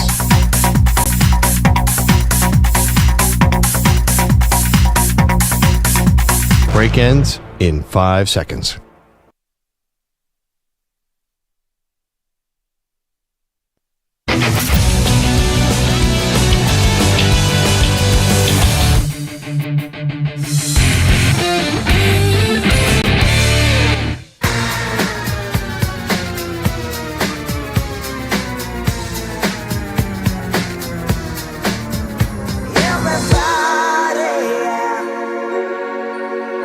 Hey,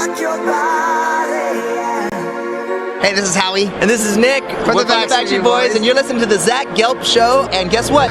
Zach is back. All right. He's live. He's nationwide. This is the Zach Gelb Show. Oh my God. Wait, time out. Sam just got a mayor. When Andy Gresh was filling in on this show on that Wednesday, he does not like this rejoin? He is not a Backstreet Boy fan. He's filled in a few times, and every time he makes a comment on the air about it? He makes a comment, he makes a face. He does not like the Backstreet Boys. And he hopes that one day you'll get rid of this. So whenever, if ever, he fills in again, he won't have to listen to it. Hey, do me a favor. Next time Gresh fills in, play back every single segment. Every single segment. Gresh is lucky I like him. If another fill-in said that, I'd be like, you're done. We're making roster cuts. We'll snip ya. But I like Gresh. I'm an Andy Gresh fan. He's really made comments about that. See, I've done a better job. Usually, like years past, usually when I would be on vacation, I would still tune in like from time to time. Now when I'm off, no offense, I want no part of this place. When I'm off, it's me time. I want to be by myself or whoever I'm with. And that's it. I don't want to deal with any of the... There was a run for 2 years. Anytime I take an off day, it was almost like DA and Marash would be like, oh, let's mention Gelb. And there would be times where I would be talked about and I'd have to call them on my off day. And I'm like, enough. I'm on vacation. And I love DA and Marash. But I really don't listen when I'm not doing the show. Like, I'll listen to other shows when I'm doing the show in terms of... like through the week, but if I'm on vacation, I'm not tuning in. So Gresh, he said that, right? On the air. Huh. Ungrateful. Very grateful. He says, Zach is wonderful, Zach is incredible. However, but I hate this song. This one thing. And that's not AI. That is legit from the Backstreet Boys. It's the most jealous Sam there ever was of me. At that Super Bowl, you're like, when did you have the Backstreet? My wife is here. All she wants to do is meet them. I was like, oh, we had them on like 2.5 hours ago. Yeah, I wasn't all that jealous. I just wanted to make my wife happy. Yeah, that is true. You know, happy wife, happy life, obviously. All righty. So Gresh, most hated person in the history of sports after that. You know, Sandusky, Vic, Larry Nasser, and then Andy Gresh. When we're doing most hated people in sports. You know, there's different levels to this. Like we did this topic on behalf of Nico Harrison, and then you get to people that like it's just not a trade. Like that's trivial when you look back at it. You look at what some of these just monsters did that are associated with sports, just absolutely despicable. All righty, Sam, you were reading a Jeremy Fowler article on the ESPN earlier this morning. You have a big takeaway from it, so tell me what was cooking there. So he was talking to various scouts and others as they get ready for the draft. And here was what they were talking about when they were discussing Alabama quarterback Jalen Milroe. Mm-hmm. His pro comp. Quote, a frequent comp for Milroe among scouts, Justin Fields. Both are big and fast quarterbacks who can create chunk yardage in space. As passers, they are quarterbacks with strong arms who can hurt defenses, but struggle with accuracy, touch, and decision-making. They are good enough throwers to keep defenses honest, but are not warranted or not good enough to warrant a pass-heavy offense tailored around them. So my question for you is that a good thing for Jalen Milroe being compared to Justin Fields? I think it's a horrible thing. Oof. Because, like, let me just ask you this. Take out the name Justin Fields, who I think is still well-liked, and there's still a curiosity factor about Justin Fields. Could you imagine if Jeremy Fowler came out and said, hey, I'm comparing Jalen Milroe to Zach Wilson? We would all immediately say, oof. But the fact that he's comparing him to Justin Fields, it's like, oh, even though Justin Fields hasn't worked out, you know, there's hope. You know, the Bears messed him up. The Steelers, he was playing well, and they pulled the rug out from underneath him. There's at least some hope with Justin Fields. But Justin Fields right now, until proven otherwise, is a bust in the NFL. So I don't think that's a good thing when you have a questionable quarterback prospect getting compared to being a bust. Now, you could compare the playing style, and right, the way that I would then view Jalen Milroe, tremendous runner, we have no clue what he's going to be as a thrower. And I think that's kind of a fair way to compare Jalen Milroe, but I don't think it's a good thing. And I much rather would have Justin Fields over Jalen Milroe coming out of college, to be clear. But with that being said, Jalen Milroe, I think the comp is Anthony Richardson. I really do. And that's not good either. Because there's moments, and Jalen Milroe had better moments than Anthony Richardson, like that game against Georgia. There's moments where he looks like a stud and looks like he go win a Heisman. But then there's moments like Oklahoma.